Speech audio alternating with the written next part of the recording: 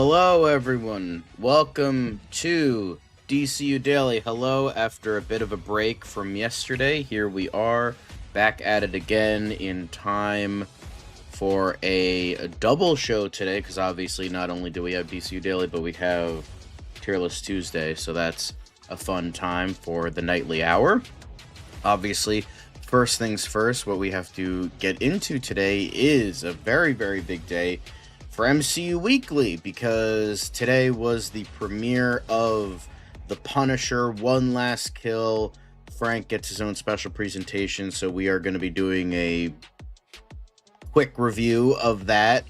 But we are going to be talking about the stuff surrounding it canonically and other things, not just us reviewing it. So, talking about that. And then, of course, we have a bit of Daredevil Born Again Season 3 news, some quick hit news. We have some, TV Talk Terror. We got some Movie Talk Madness, talking about Highlander and, Project Hail Mary and all sorts of fun things. We have our quick hits, a lot of quick hits today. And then a lot of DC stuff from yesterday and today. We have some aspects in regards to the Batman Part 2, upcoming films for DCU, a little bit of what did Gunn say, and then, of course, talking about our next Superman film with Man of Tomorrow. So, of course, all of that and more after this wonderful little intro. So, let's jump right into it. It doesn't seem to matter what I do. I'm always the number two. All right, mister, I need to paint my abs on to get nominated. You don't see Robert Downey doing that. You're kidding.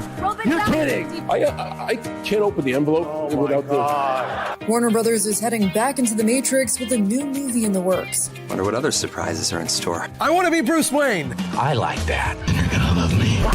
There's the shot right there. That. Okay, we don't need to see right there.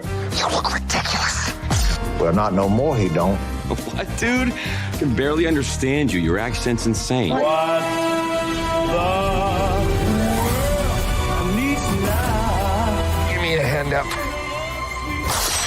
Nope, I'm actually okay. Thank you very much. Oh, wow.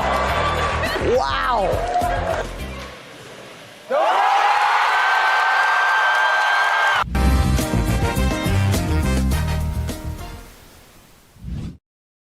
All right, here we are. Welcome to the news. Let's get that ticker going. I am, of course, your host for today, John. Welcome, all newcomers. Welcome, all regulars. We're here to talk about all things DC, as well as everything else in between. Gotta say hi to D. Cole. Gotta say hi to Caleb. Monique, again, dunking on us with her wonderful dinner choices. And then we have Elite Easy in the chat as well. Hello, all of you. Thank you for joining us on this wonderful day. Dan is getting some snacks, so I will introduce him later. But welcome to the show, everybody. I'm so glad everybody's here. We needed a little bit of a break yesterday. We, very tired, very not feeling well. So we're back. We're back at it again. Not just talking about all of the wonderful things that we have in store, but as well as tier listing Mortal Kombat movies. Have now seen 2 of them because I watched Mortal Kombat 2 over the weekend. We might be briefly talking about that, whether it's tier list or not. And then I did watch the original 1995 film. I was curious about it, so I was like, okay, let's give that a watch. Don't worry, but the first thing we are going to be getting into is Punisher One Last Kill, so don't you worry about that. Oh, what types of snacks? Well, the snack I have, I just bought it today because I was curious about it. I bought a bunch of chips. This is Argentinian style steak with chimichurri. I like steak with chimichurri, and I was curious how it tastes in a potato chip. And honestly, it's very good. Like they nailed it. So, yeah. You got rid of Kent Mansley. Come on, man. You gotta get Kent Mansley back rather than. It's the PFP is cute, but come on now. Kent Mansley, he works for the government. Anyway, yeah, people wanted that. Like Danny DeVito was right there, and they voted for Mortal Kombat. It's like, guys, come on. What are we doing here? What are we doing? But yeah, they are good. They're very good. I also, I'm going to show off some other snacks. I was showing these off beforehand, and I have Brazilian style garlic sauce chips. And then I have French onion soup chips. I'm being very much a fat ass today, so I also have a couple other things that I'm probably going to have tomorrow morning, but he's taking some, even though it's not summer yet. Come on now. So, damn, Dan's taking forever. So, here's the thing. I'm actually not a big French onion soup guy. I just don't like it. It's essentially just wet onions covered in cheese. Like, I mean, sure, but like I like to pair onions with something like a burger or a steak or something like that, or like baked in bread. That's like really good. But just like eating like liquid, just like just onions in soup is just I don't know. It's just weird to me. But yeah, no, that's true. That's true. But here we are. Have our snacks ready. Speaking of snacks, Dan is also here. Looking fresh with that new haircut. Dan, how are you doing on this wonderful Tuesday? Ready to talk about all things DC and everything in between? I'm doing great. Yeah, I just had to go and get a couple of snacks. My blood sugar level was dropping a little bit, so I mean, I'm just Cape Cod sea salted kettle cooked potato chips, and then I got some coriander chutney with it, so it's a little bit interesting.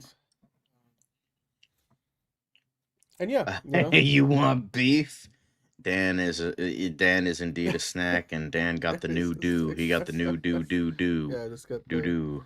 I didn't realize I had that much gray. Like, look, there's like actually like a line here. This is like yeah, he almost got that fade, bro. But it's definitely let's get into the first bit of news that we have. Well, not really news, it's a review, because as I mentioned at the top of the show before we got into snack related talking points, is MCU, and that is of course The Punisher: One Last Kill, coming in obviously right after Daredevil Born Again season 2 has wrapped. It's wrapped that. It's all done. So we are going to be getting into news about that. But we are also going to be getting into one review or two reviews. Dan, did you take a look at this before or no? I haven't seen it. No, I haven't. Okay. I was trying to set up the show and running around a little bit. So yeah. No, that's okay. Because I was like, because you're like, oh, do you want? Because you were like, are you watching? I'm like, when is it? It's like 9. I'm like, oh, damn, that's late. But I'm like, you know what? Let me. We'll be quick with the tier list Tuesday. I don't think we have a lot to talk about in regards to that, so we'll be fine. But I mean, some of those Mortal Kombat movies suck. That's all you need to say. Fucking it's Annihilation and 2021. Apparently, some of the animated movies are terrible. So we'll be quick on it. We've only between the two of us, we've seen only half of them, so it's fine. Anyway, when one of your friends give you an opinion or two about yes, we're gonna be getting into that later on. So for me, anyway, enough about Mortal Kombat. Nobody fucking cares. Nobody actually cares about Mortal Kombat. They care about Frank Castle. And for me, I was curious with how this was gonna be, and I heard conflicting, some things about it really good, some things really bad. So I'm just like, you know what? Mind wipe. I'm gonna forget everything in regards to the Punisher. I don't know what stuff he did in Daredevil season 1, Born Again, whatever. And I frankly don't really give a fuck.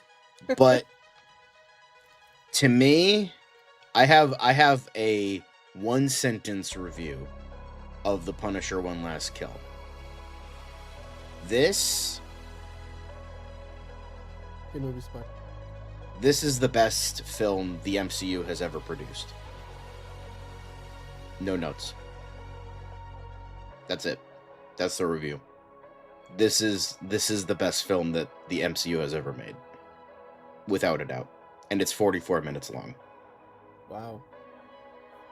That good, This is what happens when you give people who actually fucking know the character creative control. And that's it. And that's what happens. See, this is what happens when you give, like, John Bernthal knows the character inside and out. He knows how to fucking write the character. This is what you get. Not like fucking, you know, Tom King fucking wank fests that James Gunn is throating over at DC. No, just a clear... Like, Marvel's just fucking winning, bro. Marvel is just winning. It's amazing how DC had such a great year last year. Well, MCU was kind of in the gutter. Now, like, MCU is just absolutely fucking tearing shit up, and it's, like, not even close. You have Wonder Man, a character nobody gave a flying fuck about, and it's, like, one of the best television series that the MCU has ever produced. Then you have Daredevil Born Again, which is, like, way better than Season 1 from what I've heard. I'm gonna binge it when, you know, hopefully I can binge it within, like, a week, and then maybe I could have, like, something for you guys next week. Then we have this, which is, like, I was amazed. I got, like, choked up at scenes. I was, like, it has everything you could possibly want in a Punisher film, yet it's only half the length of an actual movie, and it does everything and more, and it's brilliant. Go watch it. If you have to pirate it, if you have Disney Plus, if you have Hulu, whatever the fuck it's on, go watch it. 10 out of 10. The only thing bad about it is there is one bad CGI shot, which I can't blame them for because it's a direct-to-streaming, like, film. So, like, okay, if the worst that this movie can give us is one bad CGI shot, fine, I'll take it. Like, especially with the garbage that MCU shovels, like The Marvels, where, like, 90% of that movie is garbage CGI, I'll take it. It's fine. Please watch The Punisher: One Last Kill. It's the like, here's the thing. I can't judge in terms of other Punisher adaptations. I have not seen the Thomas Jane version. I have not seen the Ray Stevenson version. I saw the short film Dirty Laundry in regards to Thomas Jane, and I will say that that was pretty good from what I saw of it. But this was amazing. This was fantastic. This was brilliant. And for me, it's one sentence review, best film that MCU has ever done. This might be my favorite MCU film, period. Like, from now on. Like, I love Guardians Volume 2, but that's more of like like, this is actually, like, top tier everything. Like, I would say the best thing because here's the thing, it's hard for me to discern, because, like, for years, like, the Netflix shows were kind of sort of not really canon to the MCU, so it's been a long time since I'm like, oh, these aren't really canon, but now they've kind of been retconned back into canon, so, like, it took, like, for a while, I was like, oh, this is the best thing that MCU has ever produced. Then I'm like, oh, wait, technically now Daredevil and the Defender shows are all back into continuity. So technically, the best thing the MCU has ever produced is Daredevil Season 1. As in Daredevil, the Netflix series, Season 1. So I was like, okay, yeah, it's just brilliant. I'm sure, like, some asshole is gonna be like, actually it sucks because of all these reasons, and you need to fuck off because you're an idiot who doesn't know anything. But for me, like, it has some darker character moments, it has a lot of fun action, but it has the visceralness and brutality that is necessary. A lot of blood, but it's not like, you know, like it's kind of John Wick-esque, but, like, not like a celebration of violence. It's just like it's like survival violence. So it's it's one of the things you gotta experience. Like I expected a good movie and I got amazing greatness, and I'm sure like it sucks. What are you talking about, bro? And then yeah, but for me, this was excellent. Go watch it. Awesome. I mean, I was gonna ask you if you have seen the other movies. Well, from different context without the right. Like this is the version of the character you're not meeting for the first time.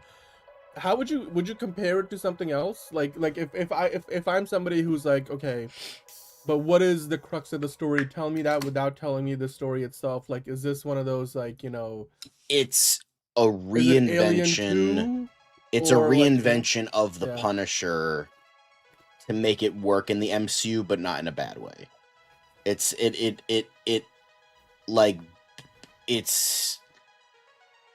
Frank at his lowest and pretty much goes on from there. And I think it's very how it does that is very well done. Okay. And it looks like it's been getting really good reviews. Let's see if they've changed. So yeah, it's about, you know, 80s, 90s. I don't know about I haven't seen any of the other special presentations. I haven't seen Werewolf by Night or the holiday special. I know. I need to, but yeah. Sorry, I'm just chewing on Chris. This is great. I mean, 85 and 94. It's a TV movie, so like there's not as many reviews as you would expect otherwise, but those are really good numbers. I'm sure that once there's a few more reviews in, because I mean literally it's been, so the review embargo dropped literally as the movie released today at 9 p.m. Eastern time, and the first reactions came out just earlier today because they did a press screening for this yesterday. So yeah, we'll get into that in a minute, but I mean it's definitely one of the highest rated Marvel things in a while. So, and a 90, okay, to me what's more impressive than even the critic score is the audience score. The popcorn meter at 94% is brilliant. And yeah, movie spot, I agree with you there. Caleb saying it's only 40 minutes long, so I'll watch it. I mean, it's basically like an episode of a TV show, except it's like one episode, so it's a TV movie, right? And yeah, Marvel's done really well with those specials, and I'm glad they brought them back. Werewolf by Night was great, and I love the Guardians of the Galaxy holiday special. So now you've got this. I mean, I hope Michael Giacchino gets to do a sequel to Werewolf by Night. I know he still wants to do it, so that's still something to come. It's going to be interesting to see now how, I haven't seen it yet, so I'm speaking, you know, based on what John just said, where the character of the Punisher goes. Because they were saying the writer of this, or well, not the writer, but one of the guys who's worked on this character in the MCU before over at Marvel, he was mentioning in an interview recently that like the one last kill implies this is the end for the Punisher, but it's real. Obviously, it's really not, because we're getting to see the Punisher in Spider-Man Brand New Day. You know, the beard is gone and all that. He looks a little more cleaned up in Spider-Man. I do believe the events of the movie take place after this special, so it will be interesting to see how it all kind of comes together. But yeah, I mean, Caleb, they've just hit with everything they've done with these specials. It's just been, you know, yeah, it's one after the. I don't know if there a Marvel like special that they didn't do well with. I mean, even I guess even if you count the one shots in that, like, is there one that didn't work for you guys? Like, I don't remember one that like people were like, oh my god, that was terrible. Even the Agent Carter stuff was good. I mean, it spawned off his own TV show. So, yeah. Hey, right, dude, how are you doing? I mean, let me know in the comments. What do you guys think about the Punisher so far? Did you watch it?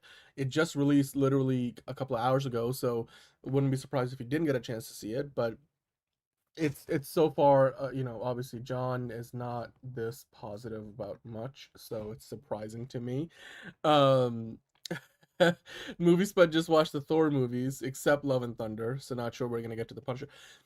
Here's the thing about I've been told by a couple of people that you don't necessarily need to know all about the canon of this version of the Punisher to watch this special and enjoy it. So I think that's good because it gives just about anybody an entry point, right? Because right now Disney Plus is expanding the app so that you can pretty much watch not only Disney Plus specific programming on it, but also you can watch your ESPN stuff in there. I think Hulu is getting folded into it. So you got audiences who usually wouldn't find themselves on Disney Plus.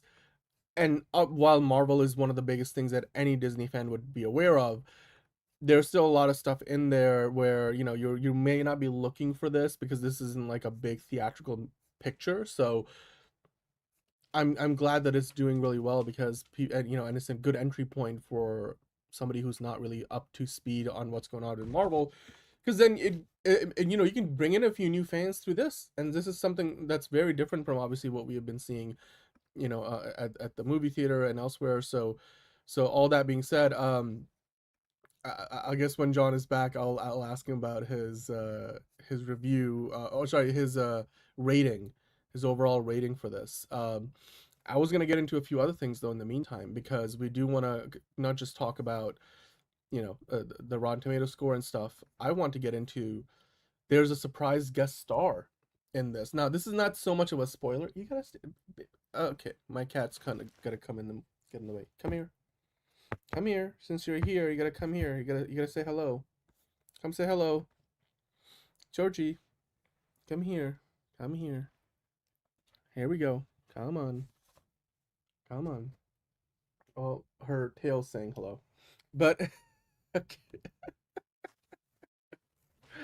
And she's passed us by. But anyway, I was gonna mention how there's definitely a couple of surprise guest stars. At least one, Andre Arroyo, who's gonna be in Man of Tomorrow. It turns out he's also, makes an appearance in this. And since I haven't seen it yet, I don't know how extensive his character is. But of course, he's relatively small role, like nothing too crazy. I mean, he's been a part of this world before, right? If I'm correct, so it's not like the first time he's shown up in this. Hi, Georgie. Yeah. Oh no. Now you're stepping into things you should not be stepping into. Hold on. Okay. And there we go. Great. John, why don't you continue while I manage the situation? All right. So, all right. The Punisher, one last kill, first reactions, tease visceral, blood-soaked mayhem. Essentially, what I described.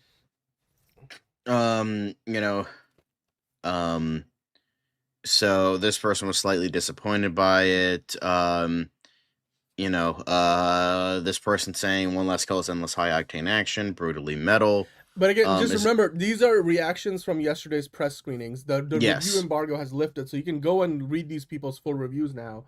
But obviously, we're trying to keep it spoiler-free for now because it's still so recent. Yeah, it's an emotional ticking time bomb that slowly builds before erupting into a raw, brutal, explosive finale. It's the most adult thing yet from Marvel Studios, since probably why I liked it.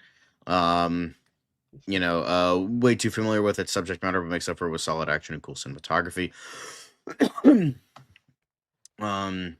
If ferociously entertaining, not only does this special presentation deliver some of the most visceral blood-soaked mayhem Marvel has ever produced to date, but also explores the fractured psyche and tormented soul of Frank more than ever.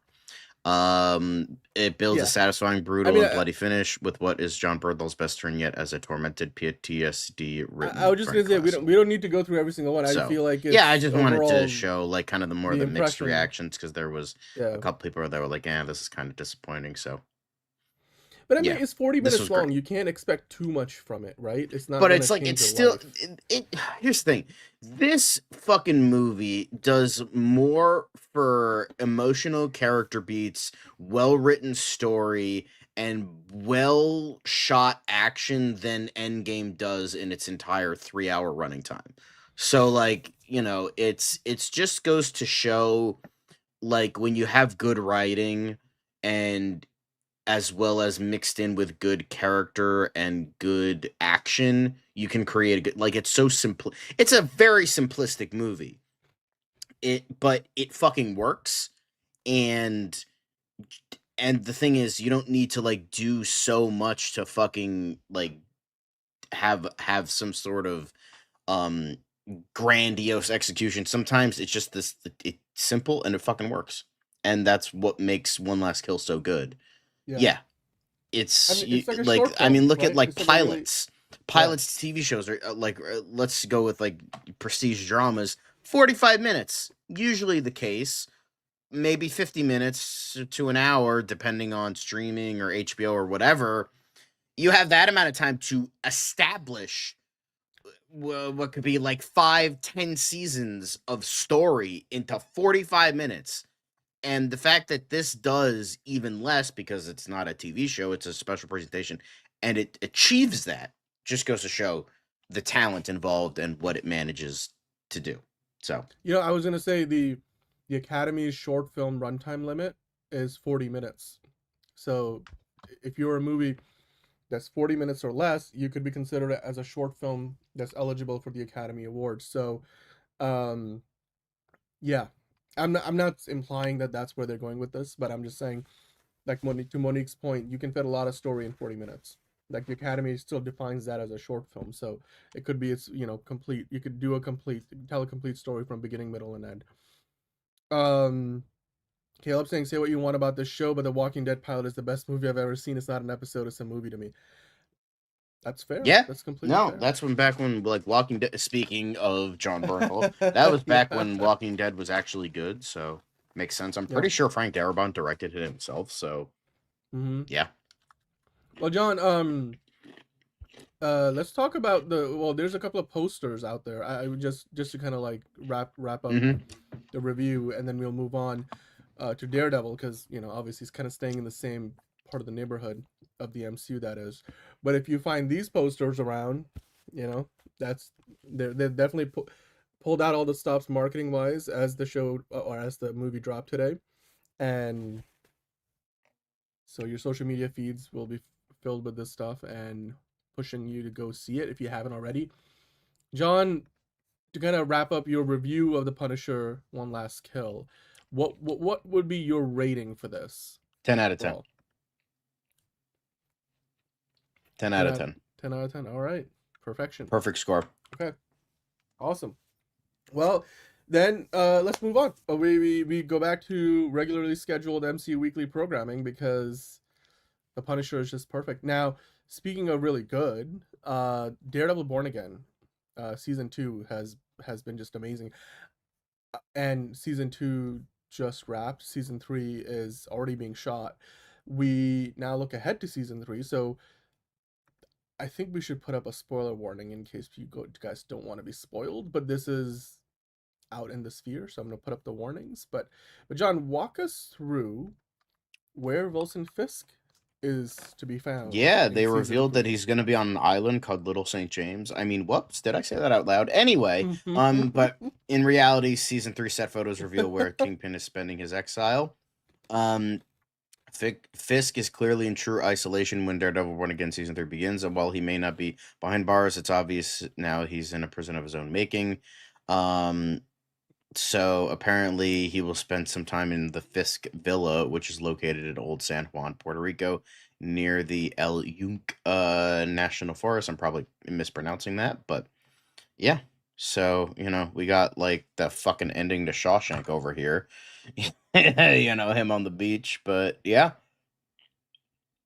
Very, very intriguing. Yeah. So I'm very curious about it, because very much in exile. Yes. It doesn't get much more exile than that. I mean, I feel like since we're in spoiler territory, it's like both Daredevil and Wilson Fisk are kind of in exile by the end of the season, because one of them goes to prison, the other one goes away to an island, I guess. I mean, I suppose you'd probably have one over the other if you had to pick, but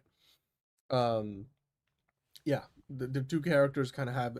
I was looking at, I think the Dario Scartapin, who's the showrunner, was talking about it's going to be very interesting to see, kind of like for the first time ever truly on the show where season 3 the two characters will still exist obviously within the story, but they're following like their own separate paths. Like, you know, everything has been sort of intertwined up until now, almost to the point of, I mean, it's literally been cause and effect the last couple of seasons of well, Daredevil Born Again, but now they're gonna have a situation where the two guys are kind of on their own paths, which will be very interesting to see how that plays out.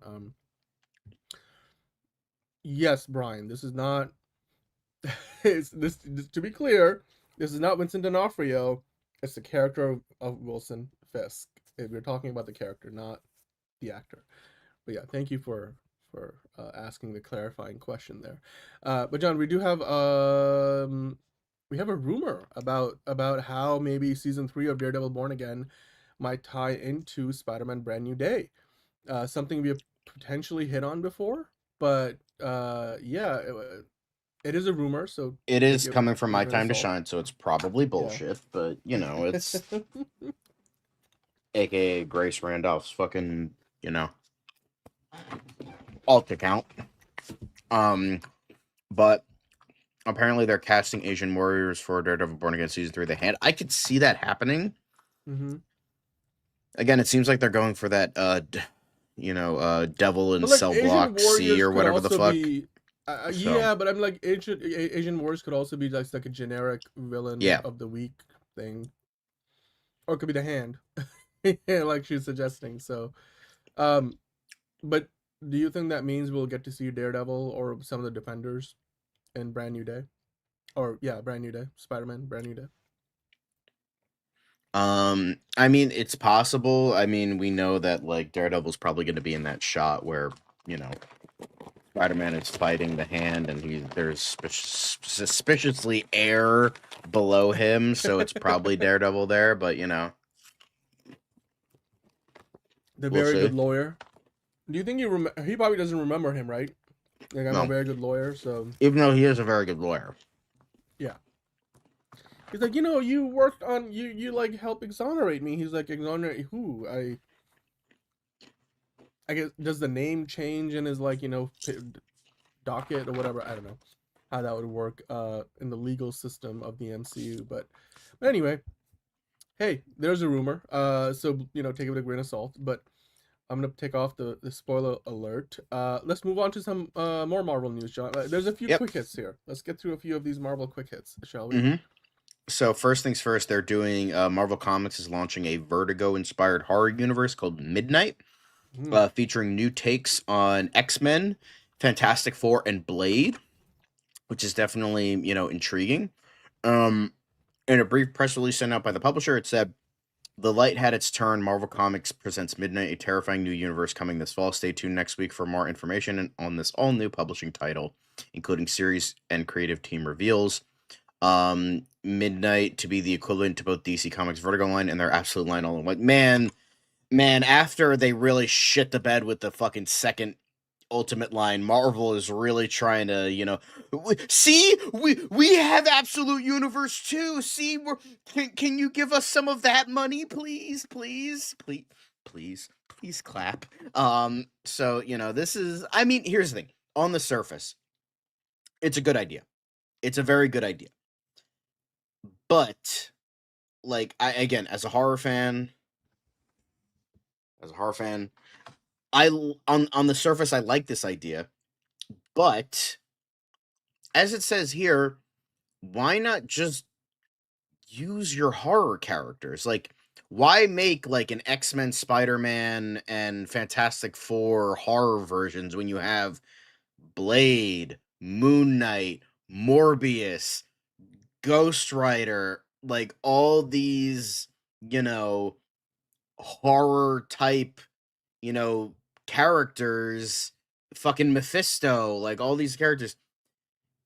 Just use them. Like, why do this whole separate universe of like, oh yeah, we're doing horror X-Men where instead of, you know, accepting people, they just kill them, or like Spider-Man is body horror, or, you know, Fantastic Four is going out among the cosmos and just murking people, which, again, if it's done well and the writers are good, then, like, maybe I'll give it a chance, but, like, it's also just like weird where it's just like, just use your horror characters. You have many of them.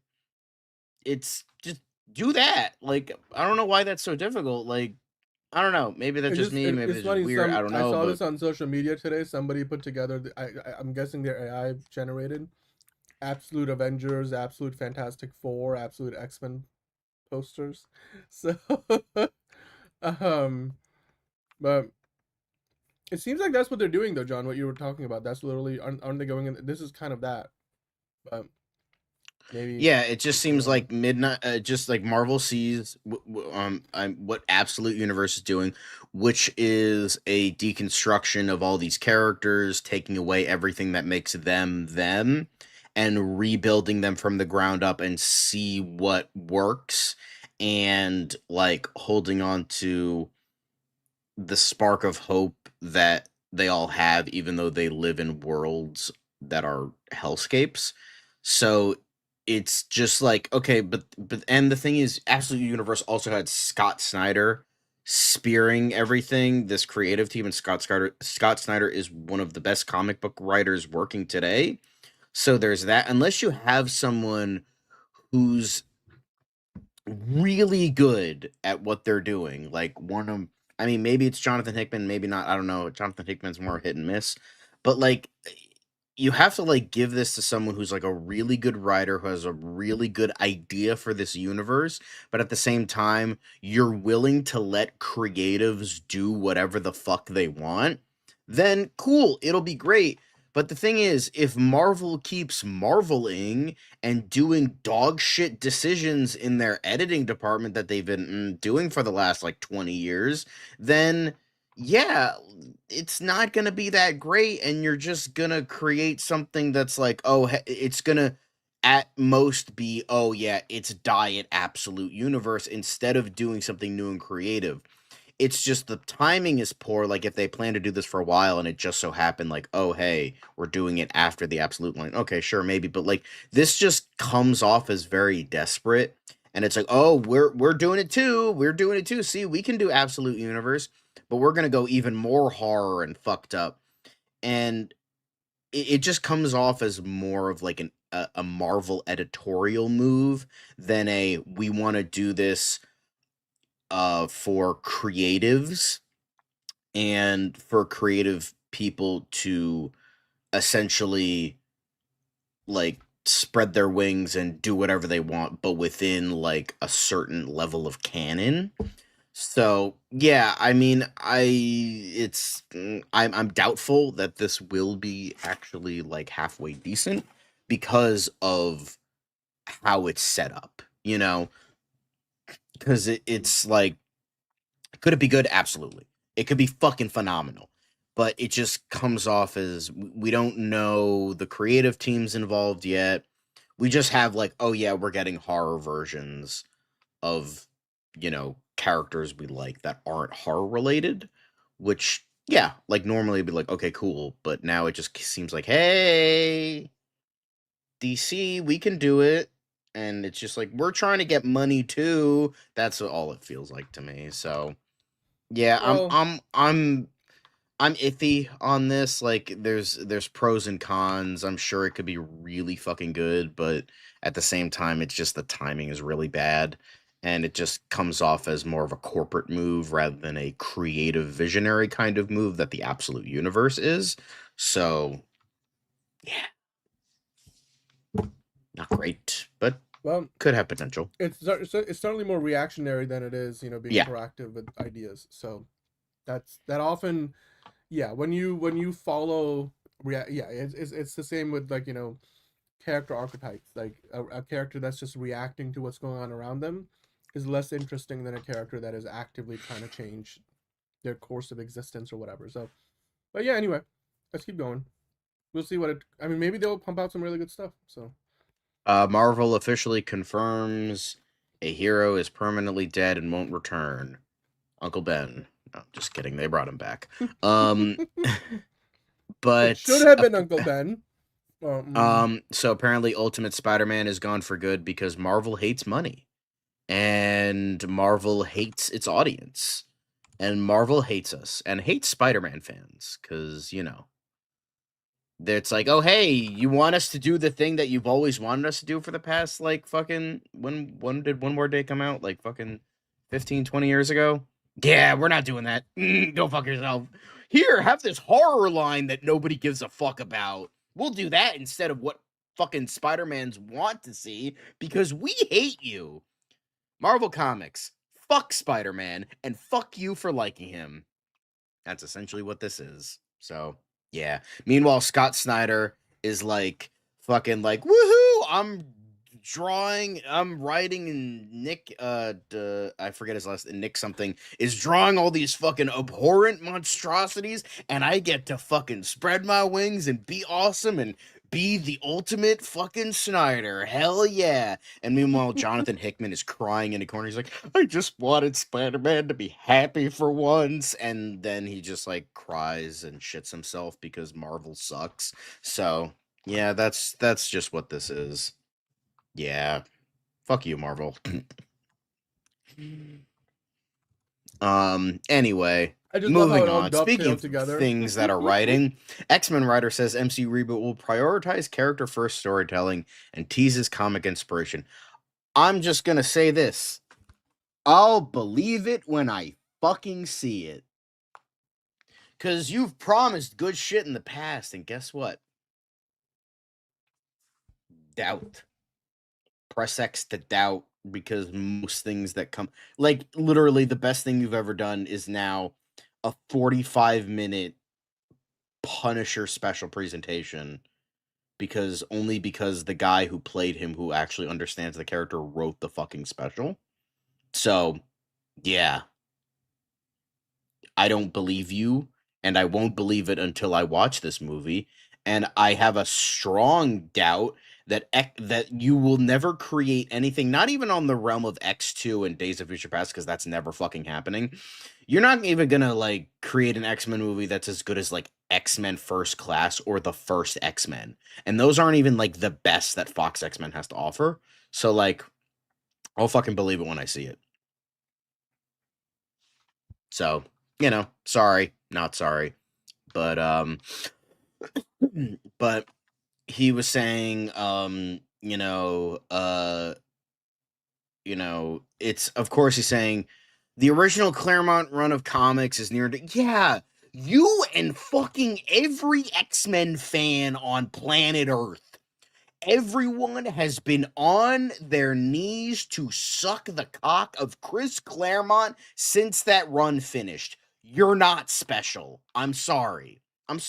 Like, everyone's like, oh my god, did you know? Yes, we all know your shit is inspired by Chris Claremont. Guess what? There have been other runs of X-Men that are also very good. Like, here, this is going to be really interesting to all you fucking DC fans. There are other Teen Titans stories that are not Judas Contract. Crazy, right? I know, super insane. But guess what? There are other X-Men runs outside of Chris Claremont. I understand. He is the best. And dare I insult the god that be for X-Men, Chris Claremont. But, like, guys, you can be like, it's like, there are other Batman stories that are not Dark Knight Returns. I know, crazy.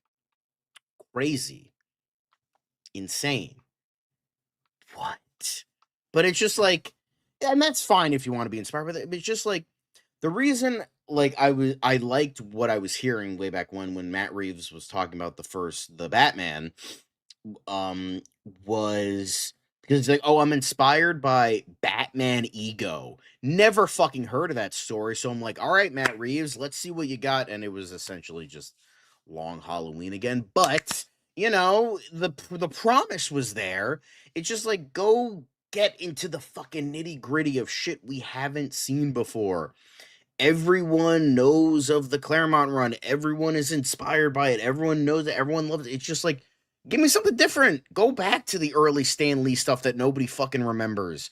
Why? I mean, yeah, outside of, Professor X being a pedophile, which we don't talk about, it was a good run. Like, it was good. Like, obviously it didn't hit with readers just yet, But until, Chris Claremont was the guy that was like, that was the first thing that where X-Men really hit with readers, and that's fine. I'm not denying the greatness of the Claremont run of X-Men, but there are others to be inspired by. If the rumors are true that they are going with the original X-Men of Jean Grey, Iceman, Angel, Cyclops, and Beast, cool.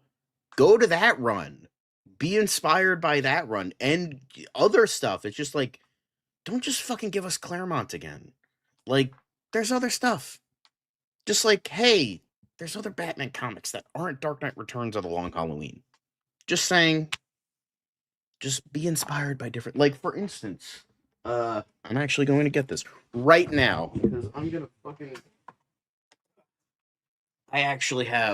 I'm working on an idea. It's probably not gonna be anything, but I'm writing my own fan script. And you know what? Guess what I'm using for inspiration? Comic that nobody fucking talks about. Superman Kryptonite. Know this story? Probably not. But it is written by the great Darwin Cook and drawn by Tim Sale. May he rest in peace. May both of them rest in peace. Amazing writer and artist. Nobody talks about the story. It's not, fucking Superman for All Seasons or, All-Star Superman. But, it's an interesting story. I've read a little bit of it. I read the first few pages. I been very busy the past couple of days. But it's just, like, do something, like, go into the fucking weird shit. Go into the nitty-gritty. I'm also gonna probably, a friend of mine recommended Kryptonite Spectrum as well. So, yes, I have plenty of fanfiction. Have you seen my channel? Like, hello? So it's just like, go into the weird shit. Just be like, oh yeah, let's do the most popular thing. It's like, which isn't bad. Like, go to that and then like go into the weird nitty gritty shit. Not of all the gross stuff that nobody wants to talk about. I'm just saying all the weirder stories that are underrated or really interesting. That like, oh, this story, I want this story to be told. And it's not going to be a direct adaptation. I don't plan for it to be. But like, just be inspired by different things. I'm just saying to the filmmakers out there, if you're watching this, I know you aren't, but I'm just saying be inspired by not the most popular thing. It's okay to be a little bit, but like go into the weird shit. It's no one's gonna reprimand you for that. Unless the movie sucks, then get reprimanded, because then we're gonna criticize it. But end of rant. Tism rant over. Moving on. Let's go into other things. But it seems like that is it for MCU Weekly. I don't know, Dan, if you want to come back in. My rant is over. But yeah, MCU Weekly done. Here we go. Next up. Next up, we have a little bit of TV talk terror. Not a lot, but a little bit. And we have the one thing we have. Oh, Quentin Tarantino. What are you doing here? I can't hear you, Dan. Talk about like getting all to the weird little shit. You got Quentin Tarantino's attention, so he's ew. Do I look like I have a foot fetish, Dan? Get out of here. Come on now. Anyway. But hey, we're going to talk about something you like. Yeah. With this. we gotta change. Yeah, there we go. Dude, Dan, why don't you take the reins for this? Okay. I'm gonna set the tone, because then I need your opinion on this. This is great. This is guys, okay. Take a step back for a moment. So, I'm probably gonna try to do a video around this, because there's a lot of other news around, what's going on this week in New York, with regard to TV upfronts, they call them. So, these are basically like annual presentations where like all the studios that make TV shows, including Amazon with Prime Video, you got NBC, CBS, in this case we're talking about Peacock, so that's part of NBC's presentation. Fox, like with the new Baywatch show and all that, they'll do these presentations for advertisers. Basically what they're trying to do is they're trying to sell ad space on their shows. So they'll talk about, oh, We've got this show coming back in the fall. There's another show we're going to debut in the mid-season break and blah, blah, blah, blah, blah. And whether it's a show on broadcast television, cable, which there's not much for cable these days, or streaming. So as part of that, NBC did their big presentation. I think they did theirs at Radio City Hall. I forget, I might be wrong about that, but NBC did theirs on Monday. And well, we know in 2028 we're gonna get the final Fast and Furious movie, at least for now, with Vin Diesel and the rest of the crew, Dom Toretto and all, and you know, the family will reunite one last time. So we'll get all of that and so much more to get into then. Brother never told you never threaten a man's family.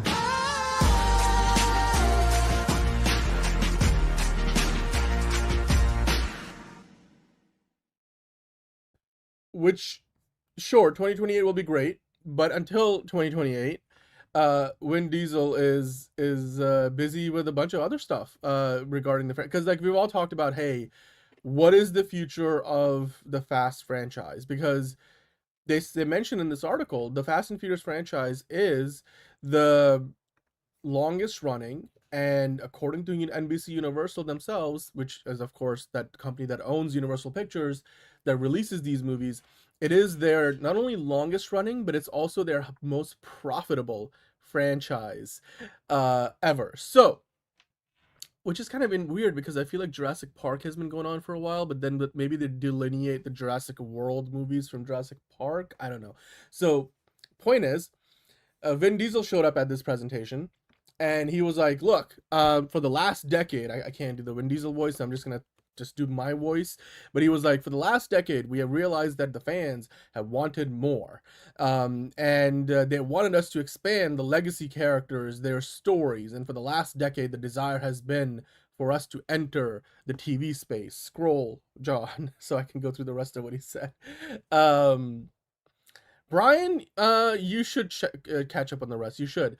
And then, of course, Vin Diesel went on to say, the news that I have here today, this was on Monday, is that Peacock... Oh, no, go back up. Sorry, he was still... It's not my fault there are 17 million ads that are, like, in the way of this. Yeah, it's all good. But he was saying the news that I have today here is that Peacock is announcing 4, not 1, not 2, not 3, 4 shows from the Fast and Furious universe. Now, John, if you could scroll probably back up to the top. Now, I'll explain a little bit more about, like, the behind the scenes of it all, but it turns out that Peacock is all in, and obviously we were wondering, what is the future of this franchise once the movies are done? Because even if they do a spin-off, or maybe they don't do a spin-off with another Hobbs movie, maybe the Jason Momoa character comes back for that, I feel like with what is going to be 11 movies in the mainline franchise plus the spin-off, you know, the wheels have started to kind of come off the last few movies, and it just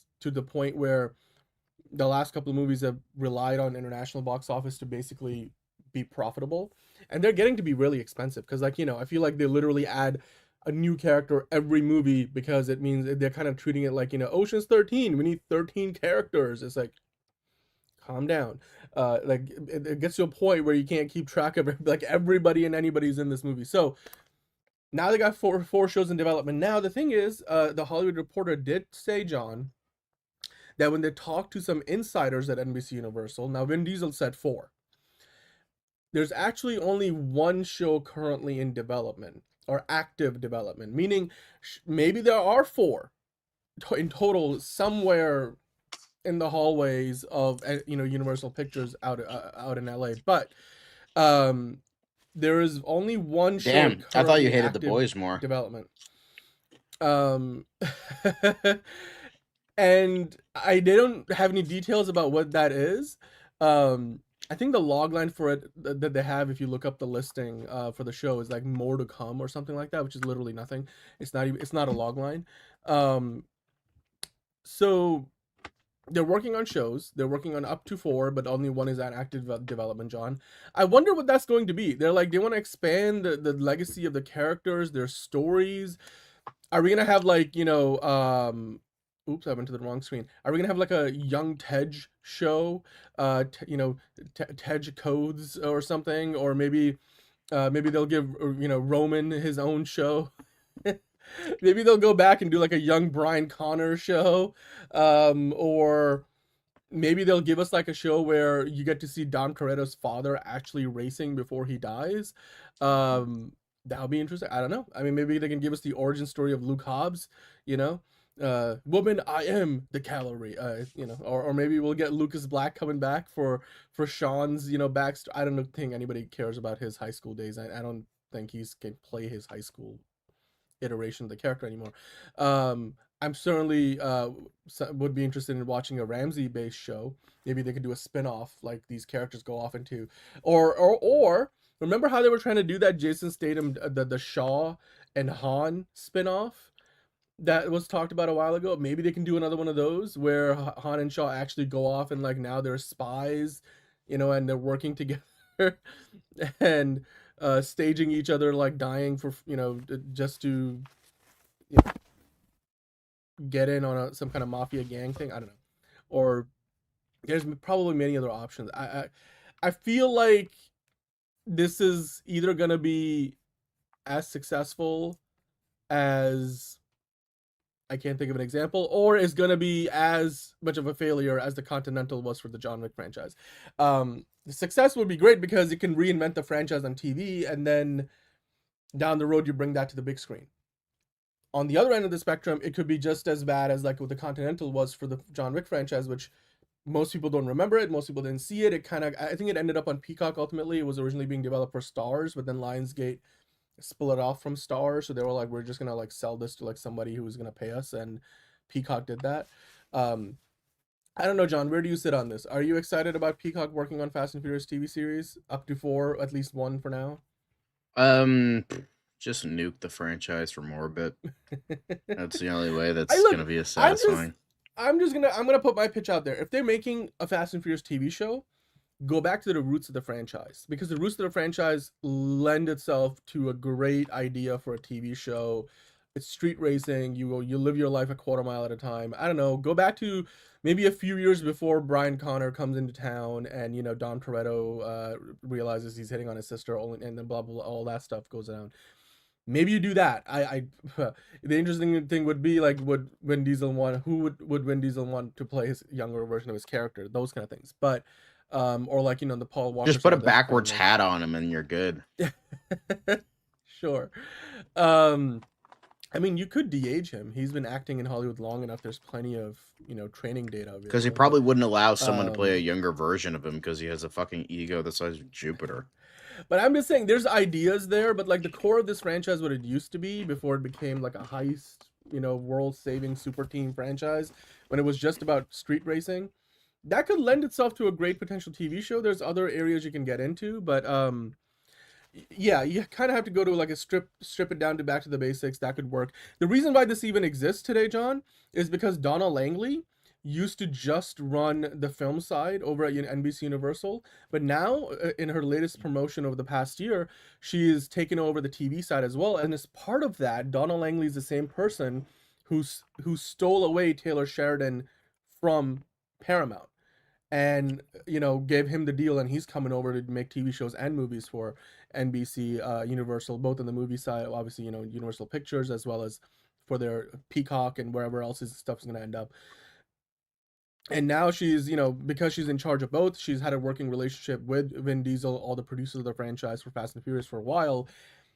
Now she's managing TV for them. I mean, John, the other thing is Peacock is a streaming service. Once Paramount and Warner Brothers is like one thing, and if they do end up combining Paramount Plus with HBO Max, it kind of leaves Peacock as like that like wild child, because Disney Plus is big, obviously Netflix is huge, Amazon Prime is huge, HBO Max / Paramount Plus is going to be big because they'll have maybe not as many as Disney Plus, but close to that many subscribers.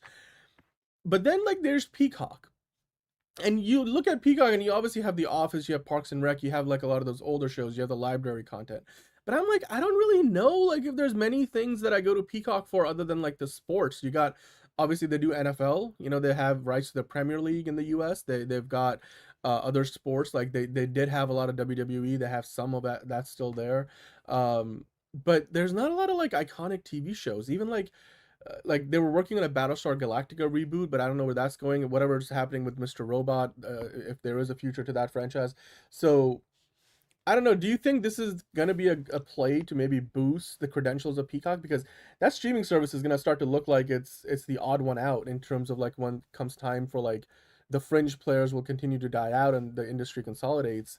Unlike Peacock might be in trouble because they don't have that scale, that market reach that David Ellison is buying Warner Brothers Discovery for in the first place. So do you see a business case for this? Like this could be like this is their most profitable franchise in the history of the Universal Pictures, and they're like Peacock wants some of that action. I feel like that's maybe the thinking behind it, if not for anything else. And they want to keep the international roots of the franchise, like a diversified cast and everything.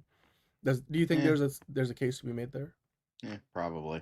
I don't fucking know. I don't care, but whatever. Money, sure. All right. Well, I mean, look, I look. Here's the thing: if it's not selling at the box office, I don't know how they think it's going to do any better on streaming. But then again, audiences on streaming tend to be more niche, so maybe they're thinking there's enough of a niche there, and then it's still got a couple of years in it with at least one more movie in it. So it's as good a time as any to try to put a show out there to connect the dots and then see if you can build an audience and get more subscribers to Peacock, which would be the ultimate goal here. So yeah, we'll see. Fast and Furious coming to a TV near you, aka a hashtag family as seen on TV. I'm sure we'll talk about it more. Like I said, Vin Diesel mentioned 4 shows. Currently, according to NBC Universal Insiders, only 1 is in active development, but maybe they pitched around a few ideas and maybe we'll eventually get them all, but like we'll see. So that was TV Talk Terror. Yeah, John, let's move on to Movie Talk Madness, shall we? We have a special topic today that I put up a post on the channel yesterday. And it was instead of doing a live show, we were both focused on other things. So I put up like my fave 5 stories of the day, and then I also asked everybody, what topic do you want us to talk about specifically?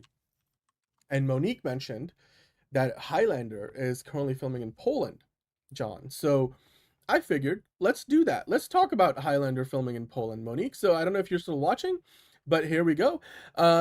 It was last month, around the time of CinemaCon, that the news broke that the movie was shifting its production from having been filming in Scotland and London to going to Poland.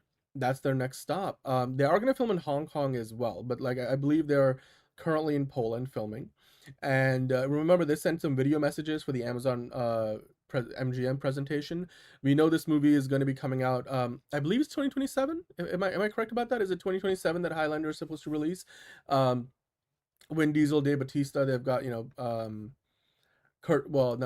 Russell Crowe. I was going to say Kurt Russell. Russell Crowe. Thank you. Well, there you go, Monique. So, John, Highlander has now moved to production to Poland, and we have some set photos and some videos we want to get into. So why don't you walk us through a few of those? Let's glaze the epic manliness of Henry Cavill for a little bit if we can, because you can definitely tell he's wearing the same costume as you have seen in previous photos.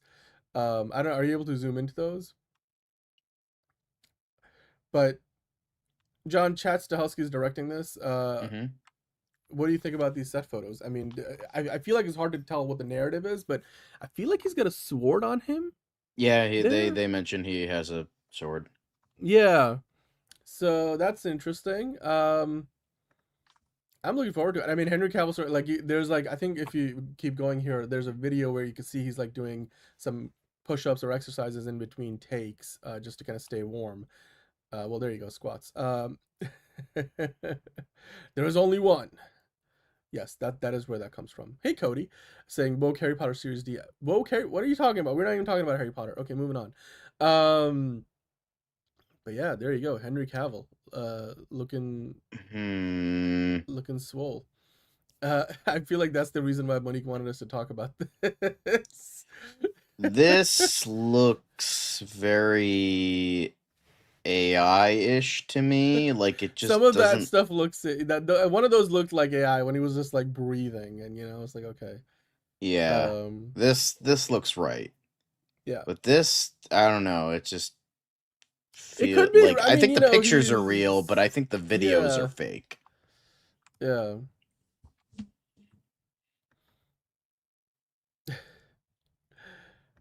Right. Some of the images are better than others, but yeah, I think we have one more. This is like somebody put together a little video. I mean, obviously, the people who are following this really closely all love themselves a bit of Henry Cavill, but there you go. Looks like he was with a therapist. Oh, okay. Well, I'm sure like it's a grueling production schedule because he's not only working on this, he's working on a Voltron movie as well, which we know is going to streaming directly, so it's not going to be in theaters. We'll talk about that later, not on today's show, I don't think, but yeah, they did release a logo for that at the upfronts. So there is a Voltron logo circulating on the internet right now if you guys want to go find it. So there we go.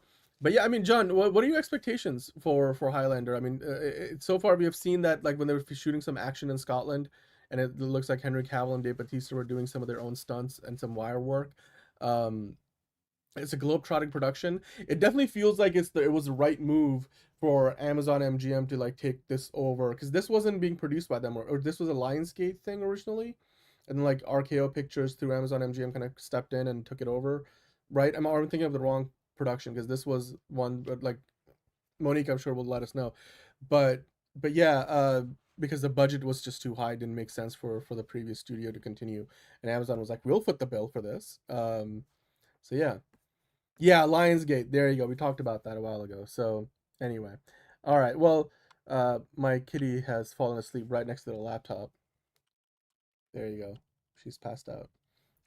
She's slid in behind. It's kind of warm back there, so yes, Amazon bought it, exactly. So with that said,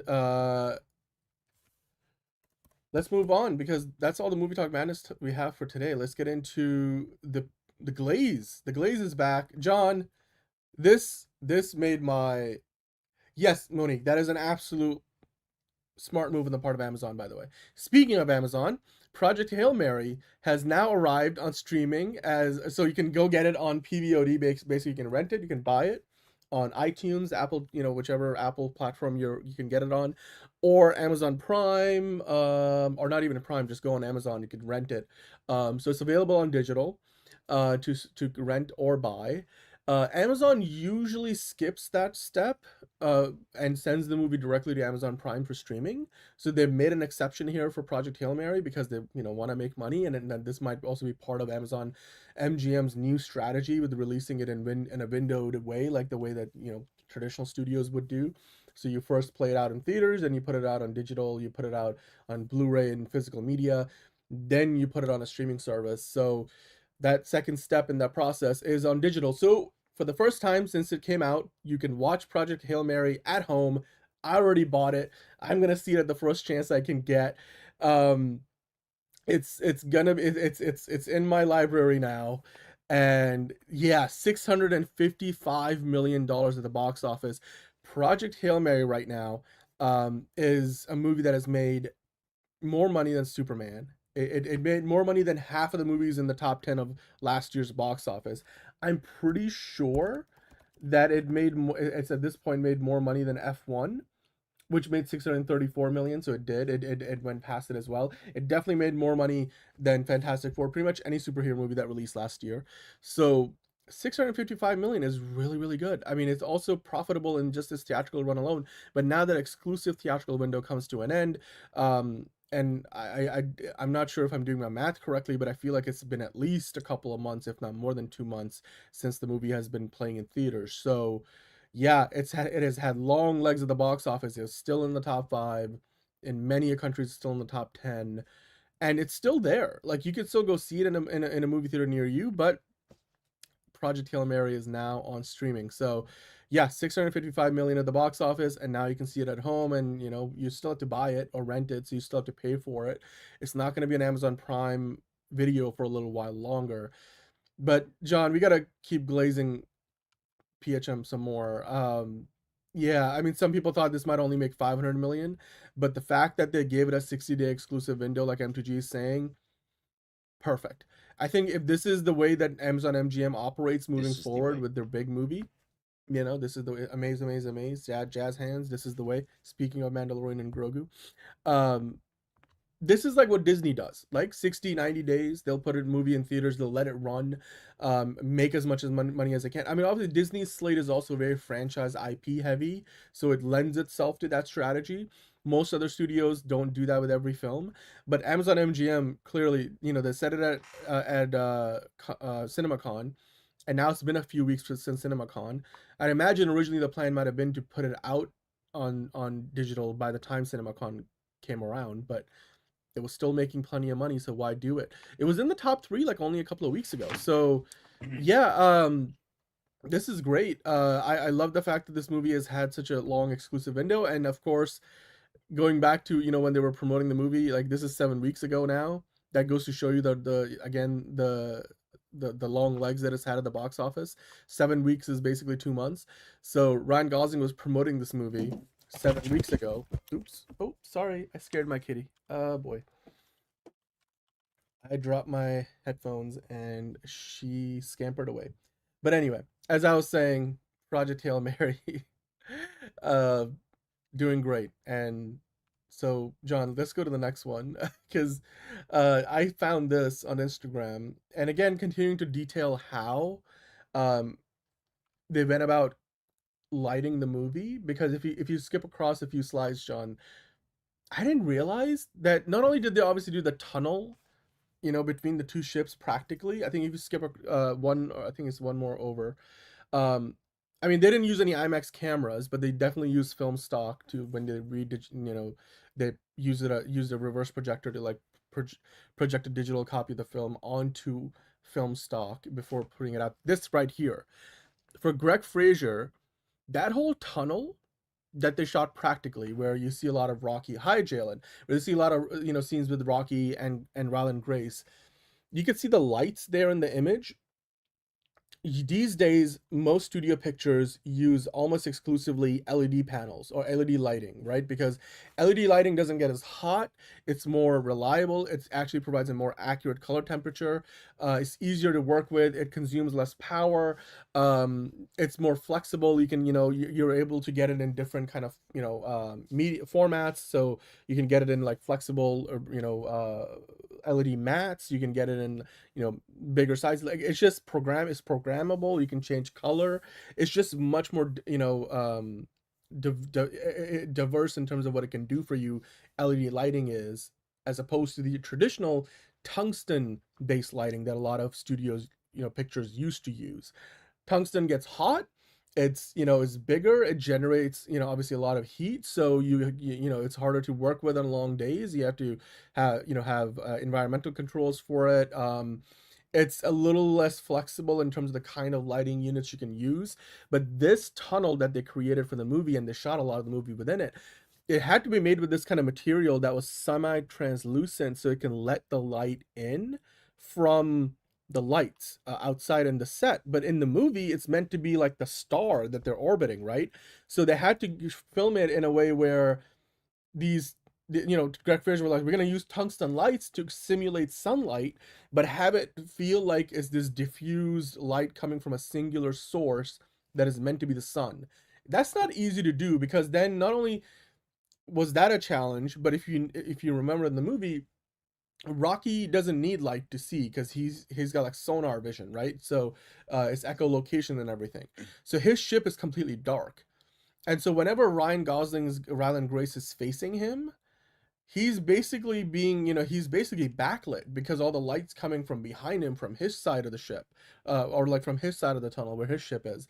So Greg Fraser had to light, you know, Ryan Gosling's face with essentially reflective lighting and, you know, indirect bounce lights and stuff, and then still maintain the illusion that it is one singular starlight that's lighting the whole tunnel, like with the semi-translucent effect. That's not easy. Some of what they did on this film, I mean, Greg Fraser has shot stuff for Dune, for the Batman. He was like, this was the hardest thing he has done yet, because of some of the technical challenges of how to pull this off, especially because they were dedicated to like doing it practically. So I thought this was really impressive. And then if you go on from this one, John, one more thing I want to glaze is, again, the fandom out there for this movie for PHM is still, you know, going strong. And if you go to the next thing for a moment, by the way, the infrared cameras that they used on this to create the the shimmering astrophage effect is also a really cool story, but I'm not gonna get into that right now. The fan posters are still out there. You know, people are still creating great fan posters. So, yeah. Hi, Watcher. And I'm like, I just want all of these one sheets to be a poster on my wall. That would be great. You know, Grace Rocky Safe Stars. Just again, it's very colorful too. Because the one thing the other post on Instagram was talking about is this movie. They used two different film stocks for when they when they took the movie and like put it projected it onto film to give it the grain. They used IMAX film for stock for like everything that was happening in space, and they used like older films like film stock for the Earth stuff, so you can really tell the difference. But also when they colored the movie, John, you could see a lot of sci-fi movies tend to diminish the color palette, like so it's more washed colors. Yeah, I mean, we've talked about that many times on the show. But this movie is like so vibrant, and I mean, that's something which is again makes it a movie that stands out from a lot of other, even Interstellar. Like you could tell they had a lot of it had that film look because obviously Nolan films on film, but the colors weren't all. I mean, sometimes the colors were really vibrant, but like it was a lot of neutral colors. Whereas here you get to see every color in the spectrum. So, yeah. All right. So I just wanted to kind of get through all that because Project Hail Mary, it is available to stream now. You can get it, you can rent it, you can buy it. It's not on Amazon Prime Video yet, but if you want to watch it at home, you can. I already bought it, so I dropped like $30 on that thing. So. Project Hail Mary is still going strong at the box office, over 655 million, but you can see it at home.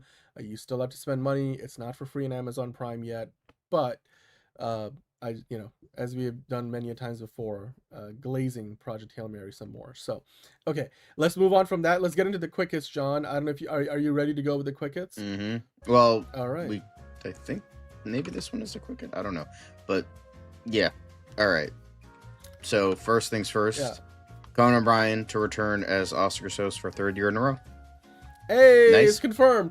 Turns out they found him in that office. He wasn't dead after all, and we don't have to worry about Mr. Beast. So we're good. Conan's back for 3 years in a row. I'm not really surprised, So the same set of producers are going to be back. So they're going to be doing it for the 4th consecutive year. I believe those producers are the one who experimented with the 3-host system that completely shit the bed. And then they went with Conan, and they're like, you know what? We don't need to change it. It's not broken. Conan's okay with coming back. Conan is so why not? the beast. So he is the beast. He's the Mr. Beast, okay? He's the real Mr. Beast. But yeah, next up, Matt Shakman will reportedly not return to direct the sequel for Fantastic Four. Thank God. So we might get an actually great Fantastic Four film. But he's off ruining Planet of the Apes, so, yay. That does make sense. I thought he did a good job, but I mean, it makes sense that he's doing that. That's a big movie, so like, I'm not gonna be surprised. You know what it does make me believe though is like maybe the sequel to Fantastic Four might not be that far away. Like it might be one of the movies we get between now and 2030. So, otherwise they could wait for him to be done with the next Planet of the Apes movie, right? So, yeah, cool, good stuff.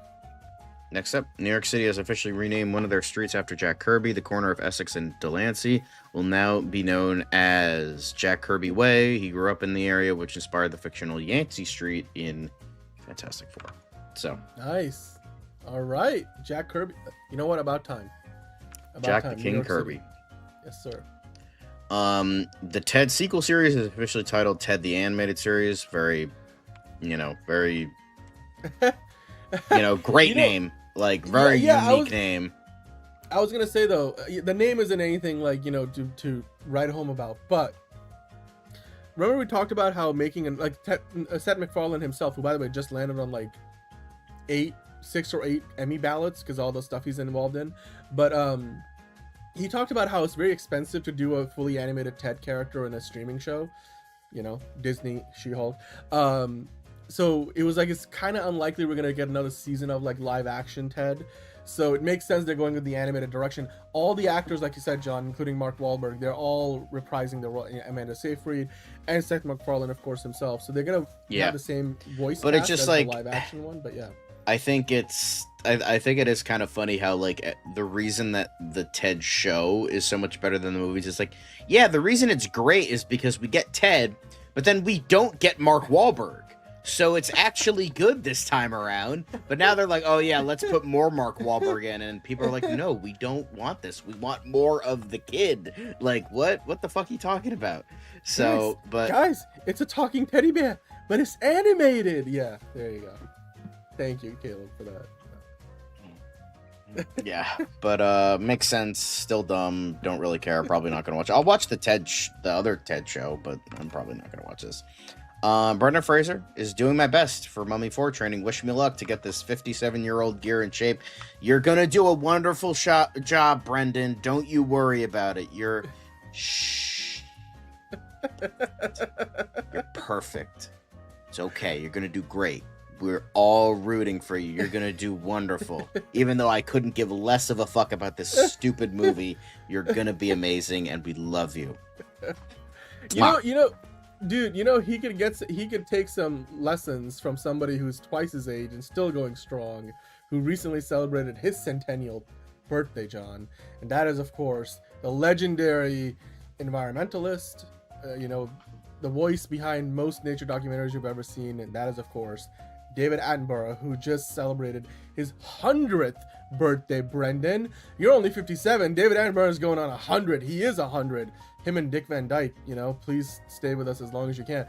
But John, your thoughts? David Attenborough has been around for 100 years.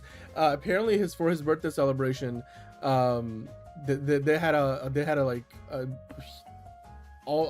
bunch of big celebrities just pop in, royals and stars, and they even had 2 pythons show up for that. I don't know if you have the article for it, but yeah, I just want to kind of touch upon that because, of course, now that I have cats, I regularly put on David Attenborough voice documentaries that we could just play in the background because the cats love watching that stuff. But as birds or squirrels or whatever else we're talking about. Do you have that article up? Yeah, 100 years on planet Earth, John. Leo DiCaprio, yes. Kate Blanchett, Louis Theroux, the Paddington Bear, Judi Dench, King Charles III, Prince William, Kate Winslet. They were all at the London's Royal Albert Hall doing a special BBC event with wildlife stories and footage, music, and wishes for, of course, David Attenborough turning 100 years old. That's awesome. I don't know. Do you watch a lot of Planet Earth or no, other BBC documentaries? I greatly respect David Attenborough for what he's done. I respect the man a lot. All that stuff. Couldn't give less of a fuck about Planet Earth, the documentary. I care about Planet Earth as a planet. I don't care about the fucking documentary. I was forced to watch it in school, so I always have this so many other probably anti Planet Earth bias. It's not just a singular Planet Earth documentary. He's done there's a bunch of other, no, it's a series. It's it's well, it's not even a singular series. It's there's many other series too, about different ecosystems and stuff. I mean, he is a true gem. Also, being that he's 100, he's seen a thing or two. So when he talks about conservation and how we should treat the environment better, we should listen to it. So because he knows a thing or two about that stuff. Yeah, we are the world. But yeah, happy 100th birthday to David Sir David Attenborough. All right, let's keep on going. That is true. Next up, I think you're gonna like this War of the next Worlds one, producer defends Ice Cube film after disastrous reviews. The criticism of War of the Worlds didn't surprise me. Yeah, woof. Wow, the producer of the movie defends the War of the Worlds film. Yeah. That's great. My own son is hacking the government. Anyway. It's kind of crazy because it's so bad, but it's so funny. Because he knows that. I mean, there's the reasons why the movie wasn't good is because they had no money, right? It was they had no money. It barely adapted the fucking source material. Yeah, and it was just it's a neat idea, but it just doesn't work as a movie. It just goes to show that not every idea that you have works well as a movie, you know? I mean, I guess the 5 Razzies don't get you any financial clout, so maybe the chances of a sequel Yeah, are pretty I mean, low, Tamir so. Bekmambetov has not made a great movie in a while, so can't really blame him too hard, but whatever. All right. Anyway, Masters of the Universe tickets go on sale. New posters and popcorn buckets revealed. Popcorn buckets. We have That's a good poster. I like that poster. That's a good poster. I like that one. You got Battle Cat in the background. Battle Cat looking nice. I like this one looks like a fucking like toy commercial, like still come to life. And I mean that as a compliment. Yeah, it does. Everything is airbrushed to death on that image. Then we have this one, of course. Again, Dolby cinema. being goated, very much, Cinema. fucking Star Wars reminiscent. It fucking works.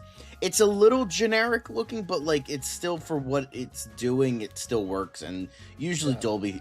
This one is probably the most generic Dolby poster I've seen. It's not bad. It's still really good, but like it's like the typical like floating head, heroes in the foreground, villain in the background kind of thing. Yeah. Richard Attenborough is David Attenborough's, but yeah. Anyway, let's keep going. This one's good. This one looks I don't even know what the fuck D-Box even is. This is fucking awesome. I know D-Box. Like, was that a showcase thing?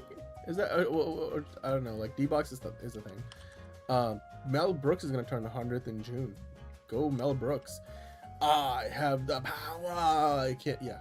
D-Box is a Canadian haptic technology company providing immersive motion-based seating for movie theater. So it's like 4DX. So like 4DX, except in Canada. The Canadian. Yeah, 4DX. this looks like I'm on like a fucking vibrating chair. Like whoa.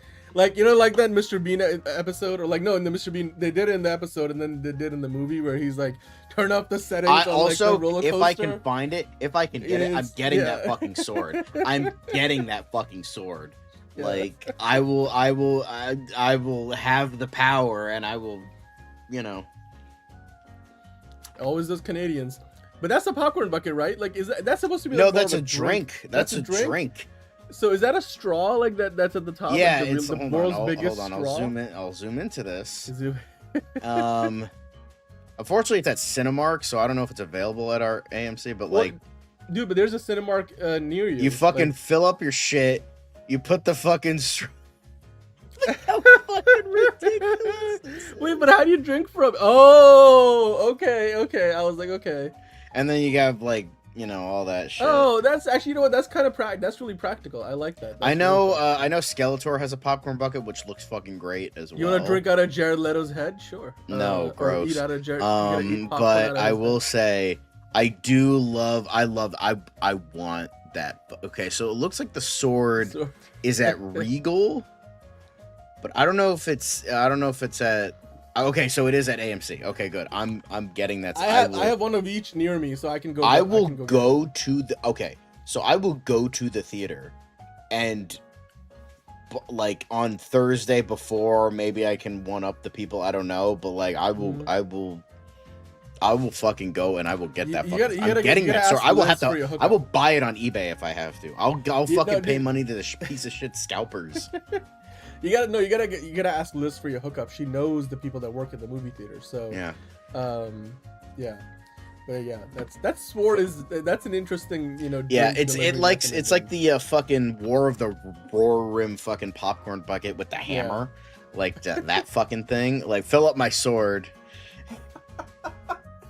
I want it so badly. I want it. Well, I guess you have to fill up your own sword because it's like they'll just give you the sword and then you have to. Anyway. Although I need to sneak it into my house. It'll be so funny to like see my parents like, where did you get all this shit? I always had it, because they get mad at me every time I get popcorn buckets, because they're like, you have no money and you don't have room, and it's just like, I don't care. I want a giant Masters of the Universe sword. I don't have any connection to this fucking stupid franchise, but I want that sword. It is like a man's destiny to grab something that looks like. Come on, men who are watching this, have you ever gone into the forest and grabbed a really big stick? We love swords, okay? Swords are and I want a giant fucking sword. from fucking He-Man, okay? Yeah, I was gonna say though, the movie is currently tracking like to open at 25 to 35 million opening weekend, and the budget for this is potentially up to $200 million. So that doesn't bode well for the box office. But you know what? It could if it's really good, then the word of mouth will travel. So, yeah, it's very possible. And plus, I could drink out of it. Like, if I really want to, just be like, I could be like on a date, and then like I could just be like, "Hey, want to drink out of my sword?" That would be a great pickup line. Want to drink out of my sword, and then if she's like into it, like you can get the good old sloppy toppy. But you know, that's a whole discussion for another day. But I'm just saying, like, it could work. It could work. You have the power, and you have the power. So you know, it's come on, get the 20 likes. We get the sword. It'll be great. It'll be fun had by all. It'll be perfect. Guys, it will be perfect. Anyway, we spent too much time on this. Let's move on. I don't know what to say to any of... Okay, yeah. Just look at that. Boom. Cool. Guys, if you haven't already, please hit the like for that. Speaking of sloppy toppy, now we're getting into sex criminals. Yeah. So apparently Imogen Poots and John Reynolds are going to headline the sex criminal show. We talked about this. I think it's being produced by Kumail Nanjiani. It's going to be on Prime Video. So it's based on an indie comic of the same name, where it's essentially it's about a couple that every time they have sex, they stop time, so they use it to rob banks. So I'm sure there'll be lots of sex to be had in the show. It's gonna be on Amazon. And what's so funny, I will say, like, the woman doesn't really look like Imogen Poots, yet they managed to get a guy that looks exactly like the dude right there in the comic. Like, it's amazing. Like, that's the dude. That's the guy. Like, it looks exactly the same. Thank you, Monique. Please do hit the like. We appreciate it. But this is great. This is the one that Kumail Nanjiani is working on with his Kumail Nanjiani, producing partner and real life partner. And not only that, but apparently Nia DaCosta is going to direct the pilot episode after, you know, she did one of the year's best movies with The Bone Temple, and she is directing the pilot to this. I think she's also doing like another TV show too, where she's doing a lot of TV directing now, which is good. It's a good way to diversify yourself, and then it's, you know, a great way to kind of take a break from movie direction, and then you kind of step back and forth. The line is pretty, you know, blurred between those two worlds nowadays. But I was gonna say, Imogen Poots was also in that Josh Brolin show on Amazon Prime, which was about like the Outer Banks or whatever. Yeah, which also had a time travel, because if you fall into the hole, you apparently travel in time, backwards or forward, I forget. But anyway, I'm sure sword lovers will love to see this show, Sex Criminals. So yeah, cool. Anyway, but next up, apparently Felicity Jones and Vincent Cassell to star in 11 Missing Days, about the hunt for Agatha Christie after her mysterious disappearance. So that's kind of cool. I don't know if I'd watch it, but I like the both of them. So hey, she can play a good Agatha Christie. I can see it. But yeah. Next up, Bradley Cooper, Ayo Edebiri, Dave Bautista, Finn Wolfhard, and more are going to join Bong Joon-ho's first animated movie, Allies, or Ally. So from that's the cool. We're talking about that the other that day. Brought you Parasite. Yes. Brings you the from the man who brought you movie. Parasite, Mickey 17, and Memories of Murder. Bring you cutesy animated movie. Yeah, at least I got Finn Wolfhard in there, you know, even though he doesn't really look like a kid anymore. So yeah, can't wait. Dave Bautista, I'll watch it for that. Ayo Edebiri, I'll watch it for her. And I mean, Bradley Cooper, you got Bradley Cooper. Yeah, and you know who doesn't have Bradley Cooper? The Oasis tour documentary. And apparently it's going to release in IMAX and in movie theaters before it launches on Disney+. So now, guys, we just need to get like Roger Waters and David Gilmour back together, and then all the impossible things are going to happen. So, you know, we'll see. But yeah, any fans of that? That's cool. I'm sure there's going to be fans who are waiting for this like nothing else. Oasis, yeah. All those millennials. Us being two millennials, but yeah. Next up, WGA West reaches a deal to end staff union strike. Good for them. I hope it's good. Yeah, this was getting ugly. I mean, I'm glad they got it's like a bit of a temporary deal, so this isn't completely done, but it's you know, the worst of it is behind us, which I'm glad. So, yeah. Culver City slashes shooting fees by up to 60% and pushed for local film production. So I know the stuff in LA and California have been trying to get costs down so people can start coming back to California because they've been kind of losing money because we get with all the fires and stuff like that. They're trying to bring the people back, and this is definitely an expensive permit fee. Especially because it affects the smaller productions more, and especially photography shoots, where, if you're a big company, if you're an agency, or if you're a studio, you can put that money up for that. But it's bringing back the smaller productions to increase volume. So I think this is a good move. Again, it's going to take a lot of it's death by 1,000 cuts over the years that has caused this problem where production has moved away from LA. So it's going to take a lot of efforts, and this is the latest step. So it's good. It's good. They keep it up. Keep it up. LA needs to bring back more production into town. SAG-AFTRA reveals details of 4-year agreement with studios, including merge pension plans. So that's good, right? Yeah. That's good. So the writers got their deal, and then the actors got their deal. They got their deal last week. The actors did. So, again, protections against AI, which was important. So, strongly favoring human performances. Not quite shutting out AI completely, but very much putting in some strong safeguards. The pensions for the actors were kind of similar position to the writers, where they needed cash injection. So the studios are doing that here. And again, remember previously these used to be 3-year deals. The studios wanted 5-year deals. The writers got a 4-year deal, and so now the actors also get a 4-year deal. So it's a little bit of you give some, you take some. So, or you get some, or you take some, whatever. So it's a negotiation, and it looks like. Look, ultimately the premiums will still go up a little bit for actors, and and in terms of the threshold for eligibility and all. But considering how bad the situation was running in the red on the pension plans, this at least alleviates, I should say, some of the pressure there. So good for the actors. The directors, I believe, are up next now. The directors are negotiating. So Sir President Christopher Nolan, holds the power to negotiate with the studios. On behalf of the directors. Woohoo. Speaking of which, there you go. I kind of skipped ahead a little bit, but yes. That's okay. Well, I thought you were talking about, did I disassociate that long? No.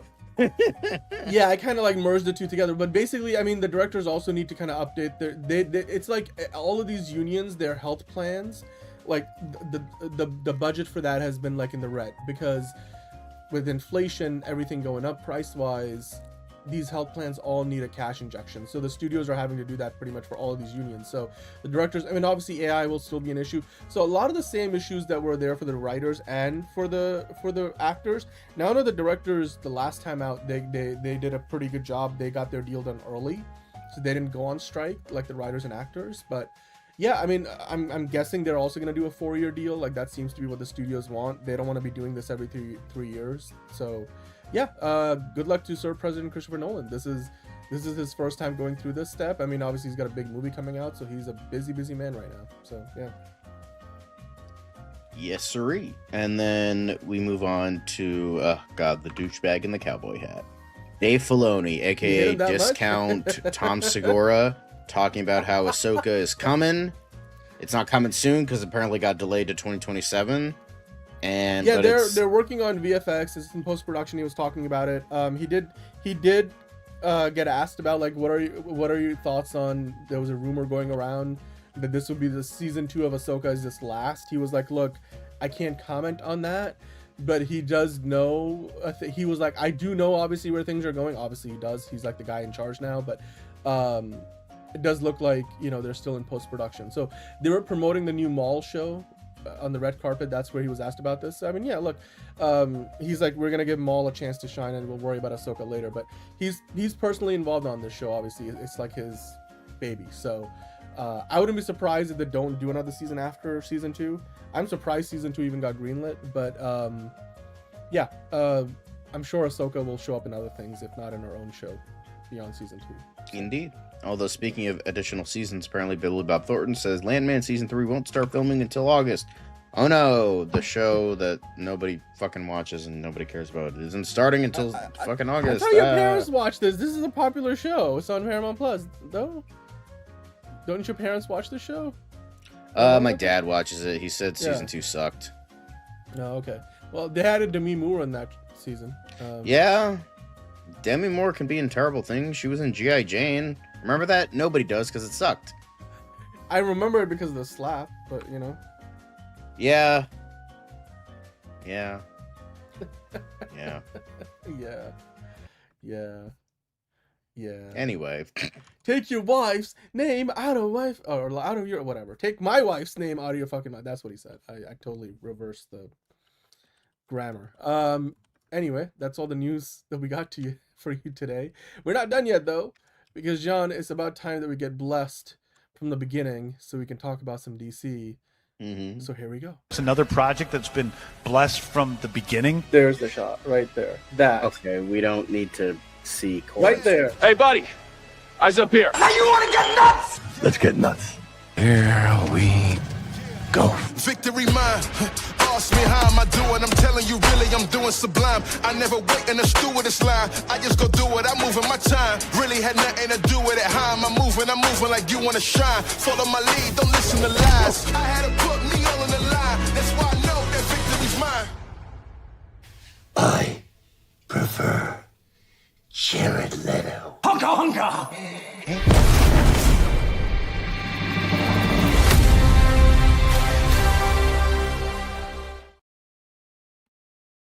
Hello, welcome on in to another episode of DCU Daily. So, of course, we're here to talk about Man of Tomorrow. Seems like every superhero in this young DCU is going to be a part of that movie. Because apparently more and more keep getting apparently added to the cast or showing up to the set in Atlanta. And we'll talk about Supergirl, of course. There's a lot of Batman news on today's show as well. All kinds of Batman news, not only just like the Batman, but the DCU Batman. There's some other Batman adjacent topics. Of course, Bane and Deathstroke. We haven't talked about that yet. They do have apparently a shortlist, and Jeff Snyder added another name into that supposed shortlist. So we'll get into that, of course. So it's a lot to get into. I'm personally, excited to talk about, some of what did Gunn say, because there's always something interesting. James Gunn, whatever he has to say, of course we pay attention. So with me, of course, I've got John. John, what part of any of what I just said are you most interested in talking about? I'm excited to talk about Man of Tomorrow. I'm excited to talk about, the Batman Part 2. Unfortunately, no Batman Legacy of the Dark Knight news, although they did release the trailer for the deluxe edition showing off all the skins and stuff, which is the one I did get. I know everyone's complaining about the optimization of that, but I don't care because my PC can handle it, so get good, scrubs. So, yeah, but I'm excited to talk about today's stuff. Okay. So, Dan, well, why don't we get into the birds of DCU news, whatever the fuck it's called? Birds, what is it? It's parrots, ducks, and pelicans of DCU news. Yeah. I don't even know. You guys, come on, hit the like button. We need that drop from the Watcher. We need that drop. Anyway, let's get into the news, John. The DC quick hits. Yes. So apparently, DC will host a showcase of its animated TV slate at Annecy Festival in June, with first looks at Starfire. It's like about her and I think a couple other like D-list heroes like going off in the cosmos and having adventures. Mr. Miracle, the adaptation of the Tom King comic, because apparently the only comic book writer that James Gunn knows and wants to employ is fucking Tom King for some reason, because he's a fucking dumbass. DC Superpowers, which is kind of like a Sky High My Hero Academia-esque show. Then you have Courage Commando Season 2, you have Batman Cape Crusader, and My Adventures with Green Lantern, which is going to be the sister series that takes place in the same universe as My Adventures with Superman, but with the Jessica Cruz Green Lantern, with a very different way of showcasing the lore of, the Green Lantern. So I'm curious with how all of this will... I mean, this is all going to be part of Warner Brothers Animation's presentation at Annecy 2026, which is like the animation conference, really.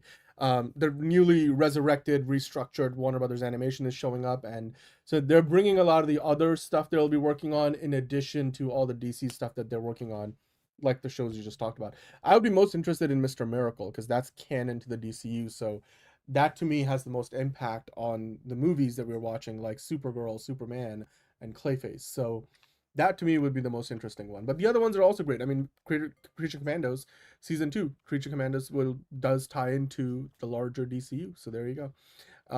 Starfire and pretty much all the other ones. Yeah, like you said, exactly, Watcher. So Starfire, Green Lantern, the Superman animated show, those are all not canon to the DCU. Only Creature Commandos and Mr. Miracle are canon. So, but yeah, they'll be showcased. I mean, we'll talk about it, when that happens. I'm sure that will be a big day for DC News as well, and we'll talk about it on the show. So if you're not already subscribed, hit subscribe. If you're not already hitting the like button, hit the like button. The Watcher has a nice little scoop for us.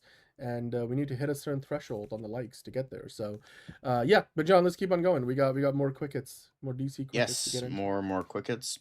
But the Mortal Kombat 2 writer Jeremy Slater explains what DC Studios writers' room actually does and details unmade Superman movie. So he reveals a whole bunch of stuff in regards to this. 3 years ago, DC Studios revealed its writers' room. Crystal Henry from Watchmen fame, Jeremy Carver, Doom Patrol, Christina Hodson of The Flash, Tom King from a bunch of stuff in DC, Drew Goddard from The Martian, and Jeremy Slater. We haven't heard much since, and many DCU projects announced at the start of 2023 have since fallen apart.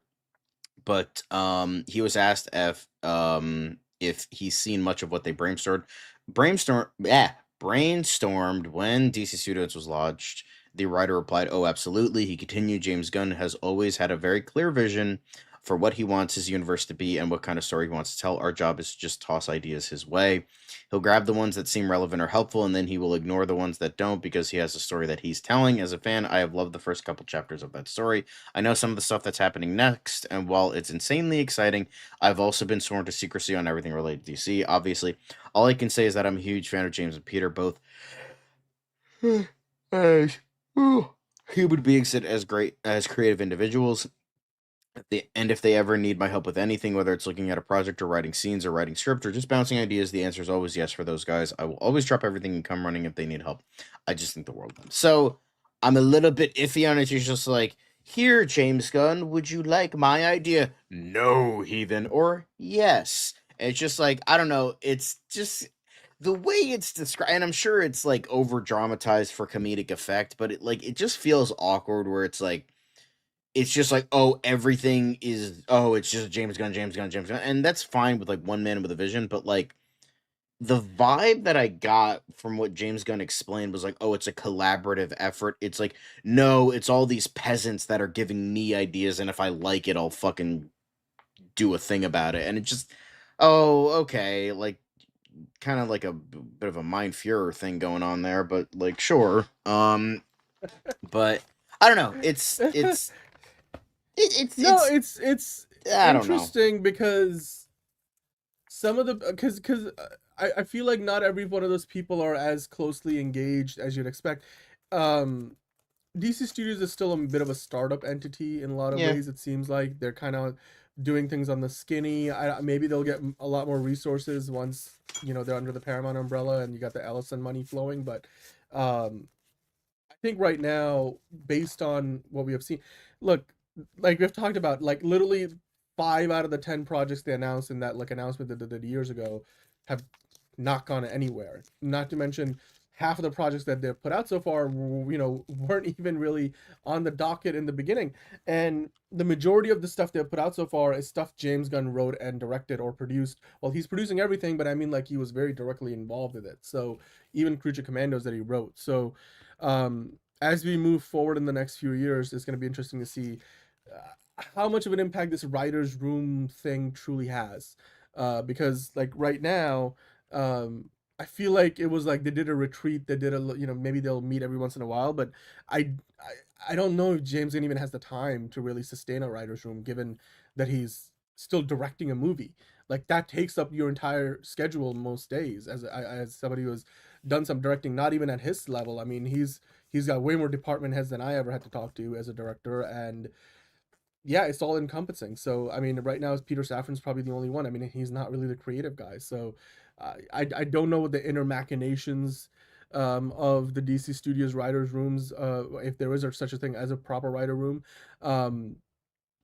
Yeah, we did talk about the Punisher special earlier. John gave it a 10 out of 10 watcher, but yeah, and the Punisher is going to be in a lot of things. I mean, Marvel definitely has now separated their TV stuff and movie stuff much more so, and they've got like two creative teams for that. I mean, and obviously everything goes into Kevin Feige ultimately, but yeah, it's not easy to be a CEO, particularly when you're like James Gunn, who still wants to direct stuff and be a creative. Like you're having to do two different jobs, more than two different jobs. But yeah, cool. I'm sure he would love James Gunn would love to have what's his name? Matthew Slater, was it? Yeah, I'm sure he would love to have him back. But it's interesting to see like it's not really a proper writer's room, in the traditional sense, but Right. it's the brain trust that James Gunn trusts, I guess, which is fair. So cool. Indeed, but that's not the only thing he talked about. He also talked about a Superman movie that he never got to make. His Man of Tomorrow. But Yeah. yes, Man of Tomorrow. It was from a decade and a half ago, and Slater said, even though it never got made, it absolutely changed the course of my career and life. The log line for my Man of Tomorrow script was basically Batman versus Superman, but it's the Untouchables in 1940 Chicago. It weaved a gangster story in with some superhero trappings. Man of Tomorrow came about because I got my start in low-budget horror, and this was during the torture porn era of Hollywood, where everything was a terrible Saw ripoff. I spent 6 months working on Man of Tomorrow. It was big, R-rated, period drama action movie with multiple overlapping timelines. It was just the most ambitious thing I could imagine at the time, and that's really what broke me out of that low-budget horror box. It put me in the running for jobs like Fantastic Four, which unfortunately did not end well, which is not Jeremy Slater's fault. I did look into the production of that, and Jeremy Slater was just one of the many victims of that terrible production. So he has since proven himself with Mortal Kombat 2 and Moon Knight, so good for him. But the writer added, so even though it never got made, it was absolutely the script that changed my life and my career in 1,000 different ways. And I think it would make a great Elseworld story, maybe animated, so, could be awesome. Just saying. I mean, it's not going to happen, but sure. Yeah, because DC hates good ideas. They want to go to Tom King for all their ideas because they're fucking stupid. So, Yeah. So the Watcher scoop is the chessboard picture Gunn posted was a bigger Easter egg than we thought. Well, I always thought that was like a Checkmate reference. And we know that Flag is in the movie, Rick Flag Sr., so I'm sure that there's a connection there. I'm not sure if that's what you're referring to, Watcher, but yeah. All right, let's keep going with thank you for that comment, Watcher, for sure. Sure. Now we also have a Supergirl poster, which reveals a new look at Lobo, because that's all we care about for this movie. And Matthew Lillard's Man of Tomorrow role possibly revealed. Keyword being possible. Watcher, I think you were going to talk about something to that effect. Yeah. But but yeah, so this I believe is the Japanese or Chinese poster, but it's pretty much just putting a bunch of Photoshop images together and just shitting it on a poster, because we've gotten that crypto picture on one thing, that Supergirl picture on another, that Ruthie picture on another, and then also Lobo. So I mean, it's not the best poster ever, but like it works. I like it though. I mean, it's cool. Good. It's just like it's clear, like different images from different things. But dude, it's marketing. It's like, again, you can't. It's not a piece. Not everything is going to be a work of art. Like it's marketing. It is. But yes, I get it. But then that's not the only thing we got. Apparently, in other Superman saga news, we have an update best taken with a pinch of salt. Man of Tomorrow's letterbox page is listing Lantern star Kyle Chandler as part of the movie's cast. It also claims that Daredevil Born Again's Matthew Lillard is playing Kingsley Faraday, which is someone I mentioned on a Fancast Friday. Not the Matthew Lillard one we did. Yeah, but I do remember you brought it up. I remember talking about King Faraday, but I don't remember which one. So I do remember, like, characters that can be brought in for something. Maybe it was a different actor, I don't know, but I could definitely see that happening.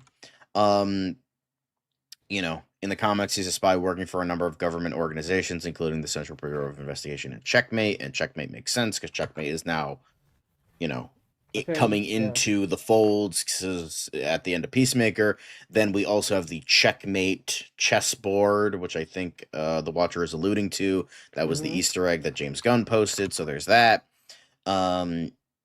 Yeah, so I could definitely see Matthew Lillard as King Faraday. Like, again, it's one of those things that I was kind of talking about on the Fancast Friday, where it's a small enough role where it's not like super noteworthy, where it's like Plastic Man, and it's like he's coming back from multiple movies. He's an older guy doing this like very agility stricken superhero who does a lot of like work and action. So it doesn't seem likely, even though they wanted that 20 years ago. But that was 20 years ago. That was, back when Matthew Lillard was in his 30s. So, that worked.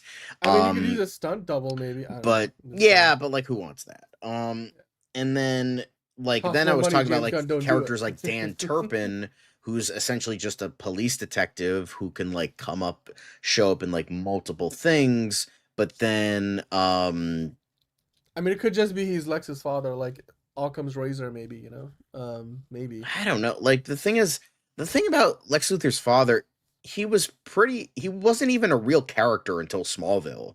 Like, right. True. Like, Lionel Luthor was not never, I think maybe showed up in like an obscure comic. And then it wasn't until Smallville, where he was like a major adversary.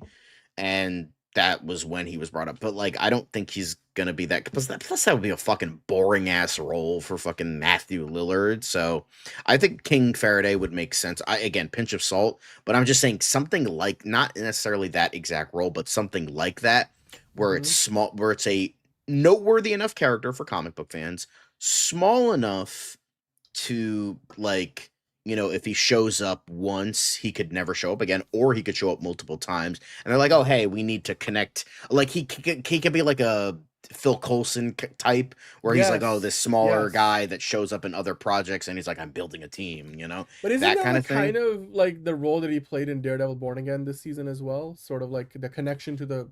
I don't know, because I didn't fucking watch the season, Dan. Okay. Cool. I'm just saying Matthew Lillard seems to have found a niche for himself in these cinematic universes.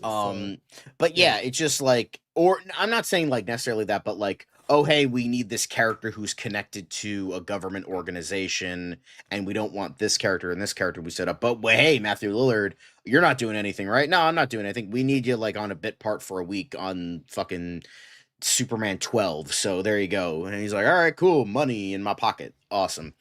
And do that, and it's not huge like a superhero or a supervillain. It's just like a regular guy that can like show up, and maybe if he wants to, he could do a spin-off for Checkmate, and he'd be the main character, something like that, So I think that works for it. That type, not necessarily King Faraday specifically, but that type of character. So I think that would be perfect for Matthew Lillard. Cool. Well, anyway. We'll see. These quick hits have not been quick, so let's move on. Bill Skarsgård thinks he'd be a pretty cool Joker. Yeah, okay, you played a clown. Shoot your shot. Oh, I'm gonna play another clown. I mean, shoot your shot, man. Like, I appreciate. You gotta appreciate it. But yeah, you know what? I could also be the boyfriend of Daniela Melchior. I think I would do that role quite well. I think I would do that very well. Also, I think I should also get a small loan of $1 million. That's what I think. You got to put it out in the universe, Dan. You gotta shoot that shot, even though it will never happen. So just saying. Hey, you gotta manifest it somehow. Jim Carrey manifested things for himself. So I mean, even though he's apparently dead and replaced himself with a fucking lookalike. You never know. I mean, you never. People are saying. Yeah, you're not wrong about that either. Skarsgård would be a good pick, but I feel like we don't need another Joker while we still have potential. No, we don't need another Joker. Just like. Fucking retire Joker for like the next 10 fucking years. Like, retire Wolverine for the next 10 years and just move on to... It's just like, here's the thing.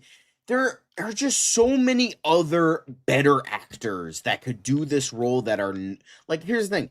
Like, I understand it works for Batman 89. Oh my god, we got Jack Nicholson as fucking Joker. Okay, it worked back then. But, like, I would want a smaller actor who's really good at the role, rather than, oh yeah, this guy played an evil clown before, let's have him play another evil clown, even though the roles are very, very, very different. So it's The just psychology of the character. Although he's a good actor. I mean, he can. he's a great actor. Could he pull it off? Absolutely. But like, I prefer he either play a different villain or no Joker. Yeah, I mean, he could do it just as good a job as Jared Leto. Probably even better, Caleb. Yeah. Yeah, but let's hope he doesn't ship like fucking, rats to his like fucking castmates or whatever the fuck. Yeah, exactly. Anyway. Oh yeah, the voice of Jared Leto. But Jorge Jimenez posting this about final order cutoff for all the special variant issues for all the things he's done. So, looking quite cool. Just a bunch of stuff he's doing. What? That was no. You gotta go back, John. You gotta go back. Come on, you gotta. I'm gonna scroll through all of them, and then you can goon. All right, I'm gonna scroll through all of them. Then you can jerk your meat to the fucking Catwoman image. Calm down. I'm just saying that's the one that matters. There you go. Now fucking turn off the camera and fucking jerk off, you goddamn pervert. Jesus Christ. Anyway. These are supposed to be quick hits. I don't know. Like, we can move on. I'm just, There you go. But he did some really good, posters for that. Anyway, speaking of Batman, Paul Dano on if Robert Pattinson Batman should join James Gunn's DCU.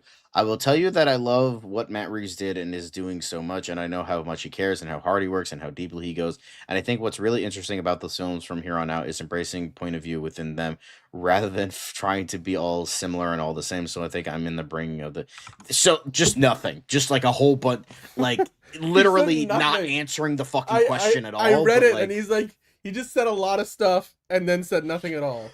Oh no! Quentin Tarantino is entering the chat. Oh my god. Okay, Quentin Tarantino's still haunting Paul. You know what it reminds me of? It fucking reminds me of Neil deGrasse Tyson. Like, hey Neil, what did you have for breakfast today? And then he fucking goes into a diatribe about fucking Jupiter. It's like, bro, okay, we just asked what did you have, cereal? What did you have?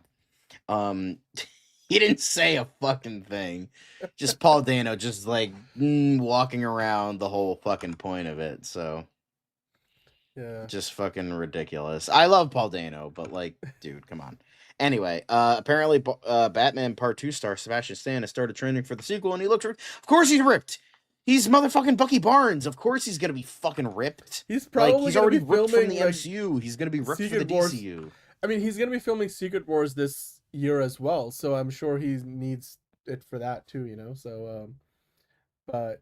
Yeah, I mean, it's about damn time. Get in the gym before Matt Reeves decides to not film the movie. He is looking pretty yoked, actually. That.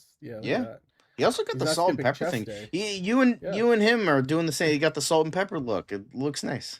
I like it. It looks great. It's really. I mean, I didn't even realize I had that much salt in my pepper. So, it's cool.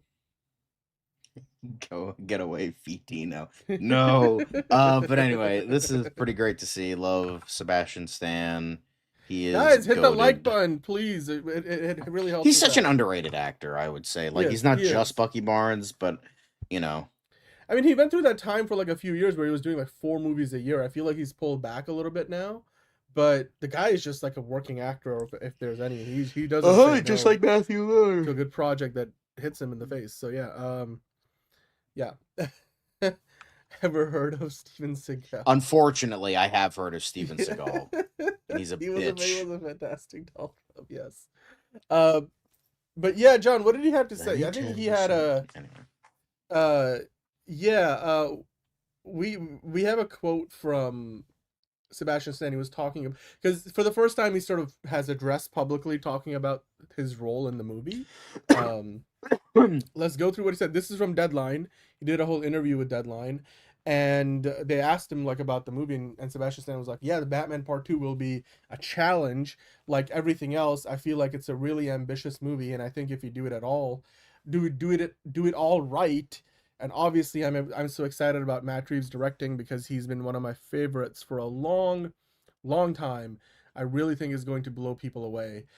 Is going to surprise a lot of people, I think, too. And then John, he went on to talk. This is from an older interview. What did he have to say? Because this is what he thinks about the character of Batman and the relevance of the character. Right. But yeah, so he did talk about this briefly. He also had, he had this really long. Let me see where this is from. Actually, how long ago this was. But yeah, this was this was only from a couple days ago. So yeah, he was talking about this new film Fjord that he's doing.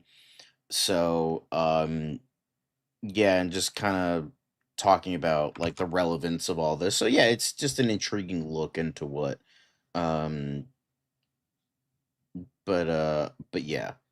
Um it's just a very intriguing look about how people view these heroes and not just like, oh, the stuff I'm doing, but it's like different stuff. Because it's like, oh, yeah, let's do this, let's do that. But like, oh, fuck them or fuck this. But I like how it was like kind of like, oh yeah, kind of like a very unbiased viewpoint of how he views all this. Yeah, I mean 2027, not 2026.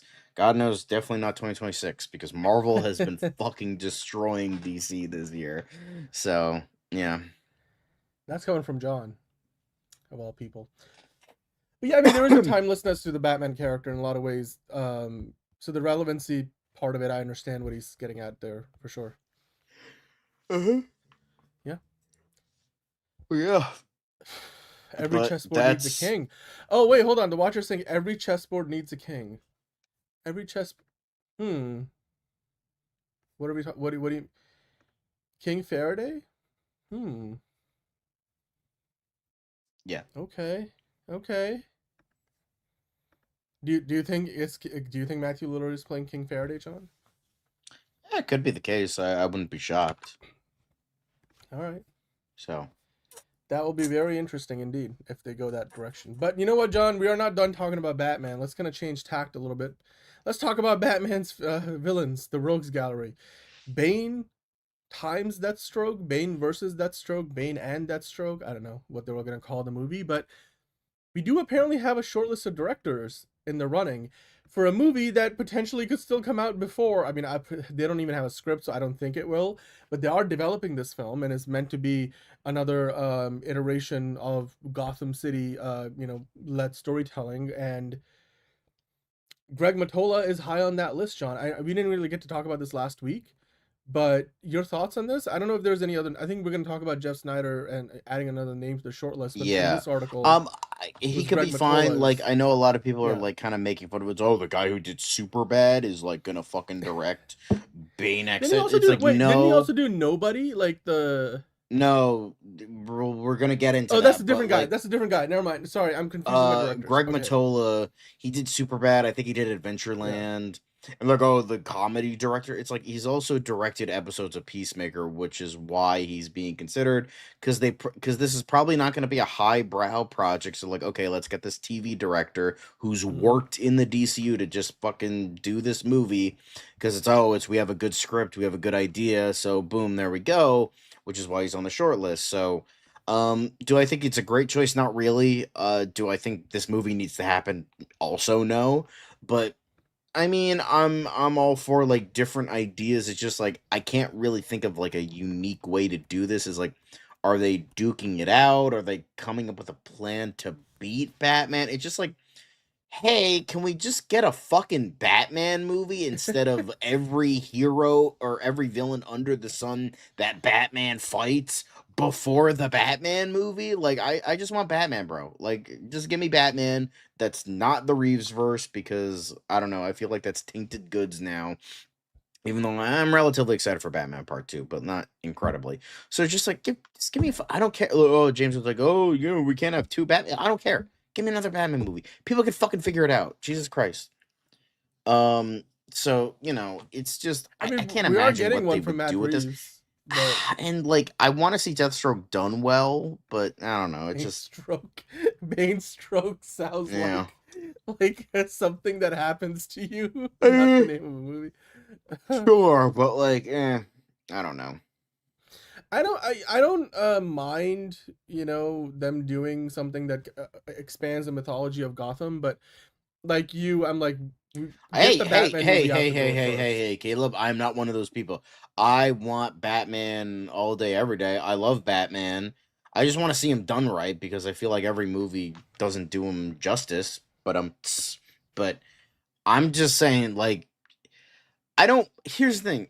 I don't mind a Deathstroke movie by itself. I don't mind a Bane movie by itself because I feel like those are really good. It's just like, why Deathstroke and Bane? Like, I just feel like that's too weird of an idea to make work.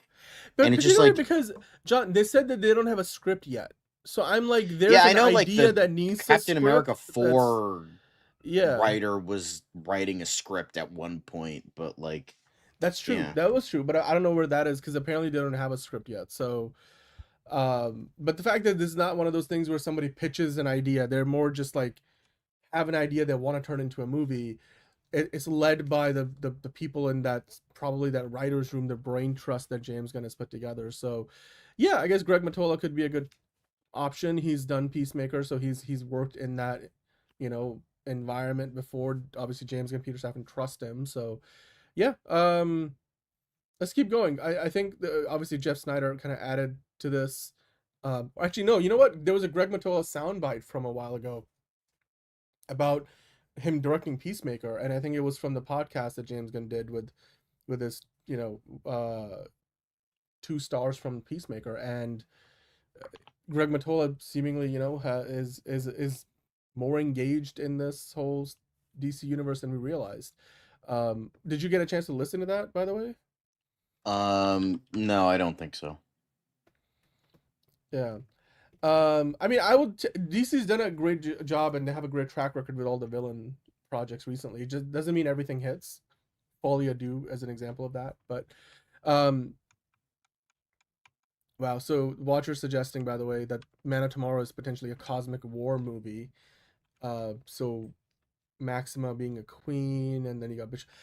I feel like there's a lot going on. Like, I just want to focus on Brainiac. If that is the case, then I mean, I don't know. Like, that seems like a much bigger film than any of us have been led to believe. But then again, Superman was a much more sprawling movie than any of us thought it would be. So, but yeah, I mean, John, let's get to the Jeff Snyder stuff. If you can go over to that for a moment. I did want to talk about your favorite insider, the Jeff Snyder, adding to the short list of names, saying not only is it Greg Mottola that's in the short list, but also Ilya Naishuller, who directed Nobody and Hardcore Henry, although they spelled hardcore wrong.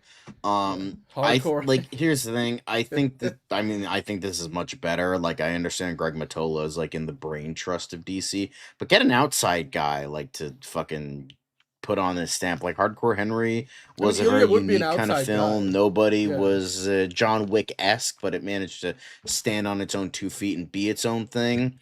So I would say just go with that, because like I think that's better. Like, Greg Mottola, I think he would like direct it servicely. Like, he'll do a fine job. I think this guy would like give us some more meat on the bones. I don't believe it for a second because Jeff Snyder is reporting it, and, you know, as we say at the end of every episode, fuck Jeff Snyder. But I think this makes more sense than Greg Mottola. But that's just me. Yeah, but it's still a short list. So, I mean, in the fact they don't have a script yet, I mean, you said Matthew Orn was working on a script. This could still change. It could all very much change, especially because those guys could get tied up with other projects. Obviously, it won't be a priority for them until they have a script. That's what James Gunn likes to say, and I have a feeling they're going to keep to that with this. And if I had a timeline for Bane times Deathstroke versus Deathstroke and Deathstroke, you know, Dawn of Justice, whatever the case, whatever this movie is going to be, it's probably not going to be here any sooner than 2029 at the earliest, if not 2030, because I feel like with how much work they've put into the Batman movie script, that has to get out the door first.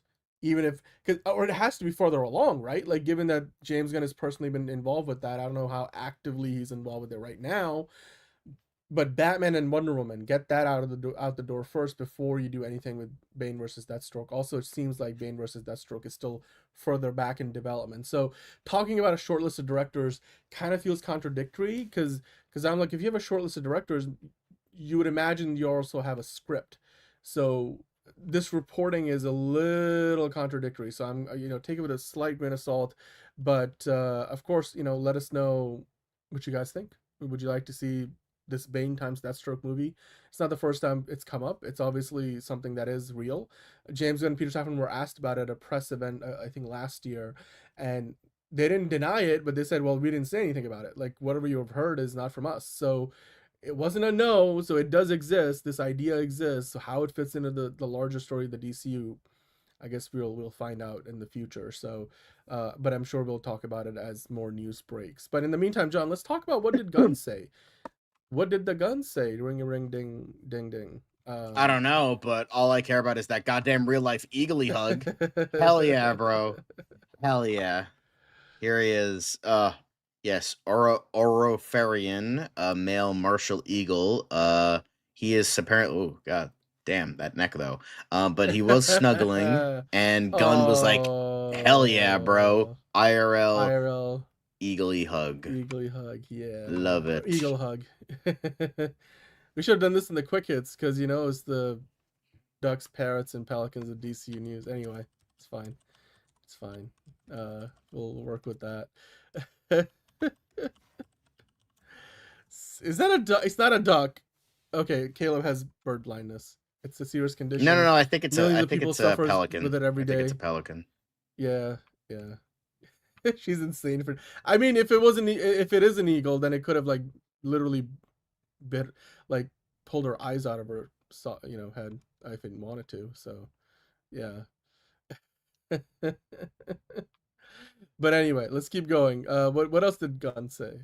But apparently McKenna, well, this isn't really James Gunn, but McKenna Grace saying about how she essentially congratulating Matthew Lillard after she worked with him on FNAF 2. How wonderful and talented he is, and he deserves the world, and how she is stoked for Man of Tomorrow. So we all know the real reason why Dan picked this image, but I didn't pick it. It just this is because basically the story here is she posted this in her stories, reposting the image James Gunn posted, and then James Gunn reposted McKenna Grace's story because that's how Instagram works.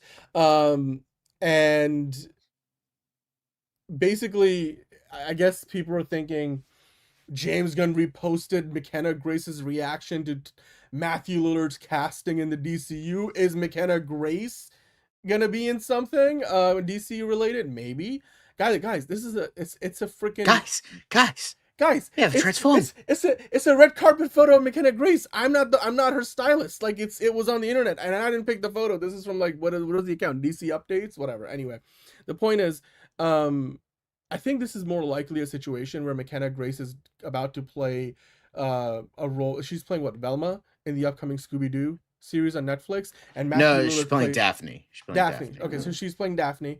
Even better. And then Matthew Lillard played Shaggy back in the day in those movies that James Gunn wrote. So I'm sure that's the common thread for me, not DC, it's Scooby-Doo. So I'm sure James Gunn appreciates McKenna Grace and knows her and has probably run into her or met her, or even if not, maybe down the road there could be a role for McKenna Grace in the DCU.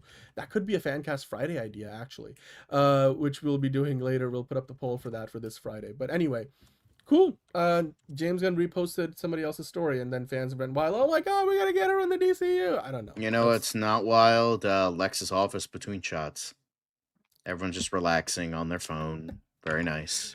Not Superman though. Superman is watching the big LED screen and whatever it's playing on that. I guess both Nicholas Hoult and Lex Luthor and Superman. Anyway, how's filming going for Man of Tomorrow? Beautifully and unstintingly, whatever that means. Yeah, unstingingly. I think he said beautifully and unstingingly. Well, there's a T in there. Unstintingly. Unstintingly. Interesting. I don't know what unstintingly means. Neither do I. Anyway, let's move on. Yeah. One of the good things about social media for me is meeting artists in other fields you admire. Free McKinley is one of my favorite hip-hop artists of the past few years, who always pushing boundaries without negating emotion or melody. And for the past couple of days, we've been able to hang out on the set of Man of Tomorrow discussing this and so many other things. McKinley Davis was on the set. Okay, cool. I mean, cool. A lot of people he was hanging out with this random rapper guy. I'm sure there's a lot of people that love his music, John. So, yeah. And I'm sure that means something for the movie. But anyway, James Gunn enjoying his time, obviously, on the set of Man of Tomorrow, as much as a director can when he's not worried about a million things potentially going wrong. So cool. That's what Gunn said.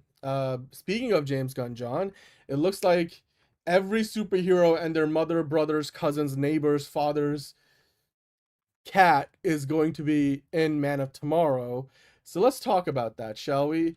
Because the first thing, of course, they just cast Sinqua Walls for Man of Tomorrow. Walk me through this one. Who do you think he's playing? Because they were like, the details of his role are being kept in a safe or something. In the they were like, Yeah. we are keeping the secrets lead line, so that means Superman can't look into it. Haha, very cute. But so I imagine it's probably going to be like an experiment, like, oh, he's being kept in like a lead line facility. So I can imagine like maybe Metallo, like he's been confirmed that Metallo does exist in this universe. So I could see him like that, maybe I remember seeing like someone just claim this. It just like, it's one of those posters. It's like, I'm just gonna claim something, insert rumor on top of it, and then like I'm gonna act like this is a news story kind of thing. But somebody mentioned Amazing Man, and I'm like, okay, that's an interesting. He was a Golden Age villain, and then his grandson became, I think, part of Infinity Inc. So I'm like, okay, that's kind of an interesting character, kind of not very well known, but it can work. But I do like that. Because smaller time villain. But it could be anybody. Even a man that's putting a coat on a young man's shoulders to make sure to tell him the world hadn't ended. Yeah. It's way more exaggerated than I remember from the movie, John, but sure. Could it be Steel? Could it be Steel? Yeah, I was thinking, John Henry Irons could definitely be another one, because he was Wole Parks did a fucking phenomenal job in Superman and Lois, even though he never officially got the coat of arms. He never officially got the L on his costume, but from the little bit we did see, fucking great. I think he did a phenomenal job. Definitely makes up for Shaquille O'Neal by a fucking marathon. But yeah. This is, I don't know why you're bringing that back, but yeah, it's I could see him as a whole bunch of different people, and I don't really know this actor very well. I don't think I even have seen him in anything, I but was gonna say, like, they did talk about who he's been in a couple of things before. This is not his only thing. He was in the new White Man Can't Jump movie. Apparently he was in Friday Night Blackening? Lights, Oh, yeah, Fight he was. Night, the $1 Million Heist. He played Taron Egerton's best friend in that Carry On movie Carry on On, and he Netflix. was in The Yeah. Blackening. I do remember hearing about The Blackening. I heard that was funny. I mean, he's been around the block. Like, he was in Shark Night in 2011. Essentially, you yes.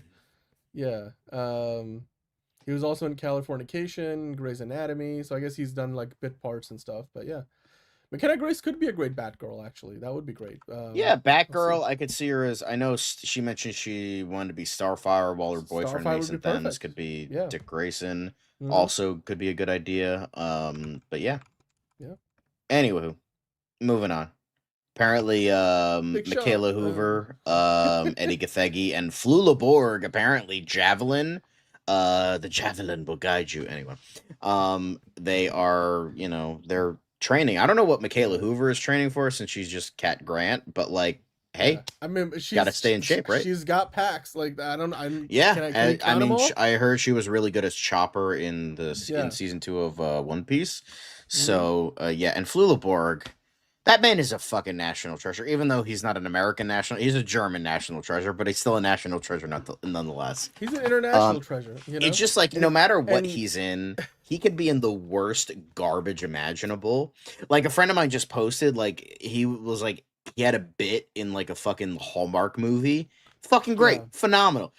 Terrible. All Hallmark movies are terrible. Well, all the fucking, the same ones that are like, oh, hey, big town woman going to small town man and they kissy while cheating on their spouses type shit, where they remade that movie 7,000 times. I don't think it usually involves cheating, but like anyway. I mean, it's usually she has like the corporate boyfriend who's busy all the time and doesn't understand the true meaning of Christmas, and so she goes to fuck the guy with the flannel. I don't think that's usually it. I've seen more of those movies than you probably have, and I get to anyway. My mom watches them all the fucking time. I am a little bit of a connoisseur on them. I was just gonna say, watching For All Mankind season 5, it is very not believable that jacked version of Eddie Gattegi playing Dev could get beat up by those 5 dudes. I'm like, to be fair, to be fair, Dev, but be fair, it was visibly. I'm like, this guy is actually like legit jacked. Like he was like, Dev got more jacked. Well, here's the thing: one, he's older now. And I get two, it. He could have done it as like a statement purpose, where he's like, I'm not gonna fight back, so I look more like the victim, so people will go along with what I have to say. It was probably more emotion. I haven't watched the newest episode. Please don't spoil it. So maybe that's what it is. Maybe it isn't. We're both on the same level right now. We haven't seen the latest. So I'm not. So maybe it works. Maybe I don't know. But like that's where my mind was going when I was watching that. So I gotta. Right now, I'm counting my prayers for like Toby Kebbell's character, because he looks like he's in a bit of a precarious position. Yes. But yeah, Eddie Gattegi, goddamn Mr. Terrific. Right. We got Javelin, Mr. Terrific, and Cat Grant. Boom. There we go. Cat Grant. She should just move the phone. I don't like this trend of like, you put the phone in front of your face, but whatever. If you want to jerk off to her face, Dan, you could just go to Google Images. It's fine. Fine. Go ahead. Anyway, John. apparently You've said worse things tonight, so I will let that one go. Apparently, Millie Alcock has reportedly arrived on Man of Tomorrow set. We don't have pictures of this. We just have hearsay, so we don't know. Apparently, the beautiful and unstintingly, which is apparently a word now. But apparently Atlanta Filming just posted this grainy ass screenshot with a loading symbol. Guys, you couldn't even edit out the loading symbol. No, she's here. Not that there was any doubt she would be. So that's all we have to go for, is that Atlanta Filming is claiming with this grainy ass fucking screenshot that she's filming. So let's for a moment imagine this is true, that Supergirl is going to be in Man of Tomorrow. Is it surprising to me? No, it's not, because I can easily see. I don't imagine she's going to be in much of it, but I can imagine that she could have a cameo appearance. Maybe she's in there for a few scenes. If there was a big team up sequence at some point, if Brainiac has a Kryptonian connection, she is more of a Kryptonian than Clark is in the sense that she lived on Krypton before it died. So yeah, I wouldn't mind seeing Supergirl. I would not be surprised to see it. How true this actually is, John, I mean, she could just be visiting the set. Like, she doesn't have to be in the movie. She's currently promoting Supergirl, so she's going around doing a lot of promotional work, so making a stop in Atlanta wouldn't be surprising. But yeah, Atlanta is not exactly New York City or LA, so maybe she is there to be in, on set for a day or two and shoot some, like a scene maybe for Man of Tomorrow. I mean, how would you imagine Supergirl would fit into Man of Tomorrow, if at all? I could see it working, because if this version of Brainiac, much like in some continuities, he is the reason for the destruction of Krypton, bringing in the only other Kryptonian that lived, as far as we know, into this space, then it would definitely be a more like engaging story, because you could have the two very different sides. I mean, we're already like, it would be really interesting for Supergirl to have a much smaller role, but still a good enough role. Like in Supergirl, like she goes on her, her journey. She's better. And she's like, oh, because I mean, she says throughout the trailer, like, oh, revenge is not the path. You'll regret it. Vengeance is not the way.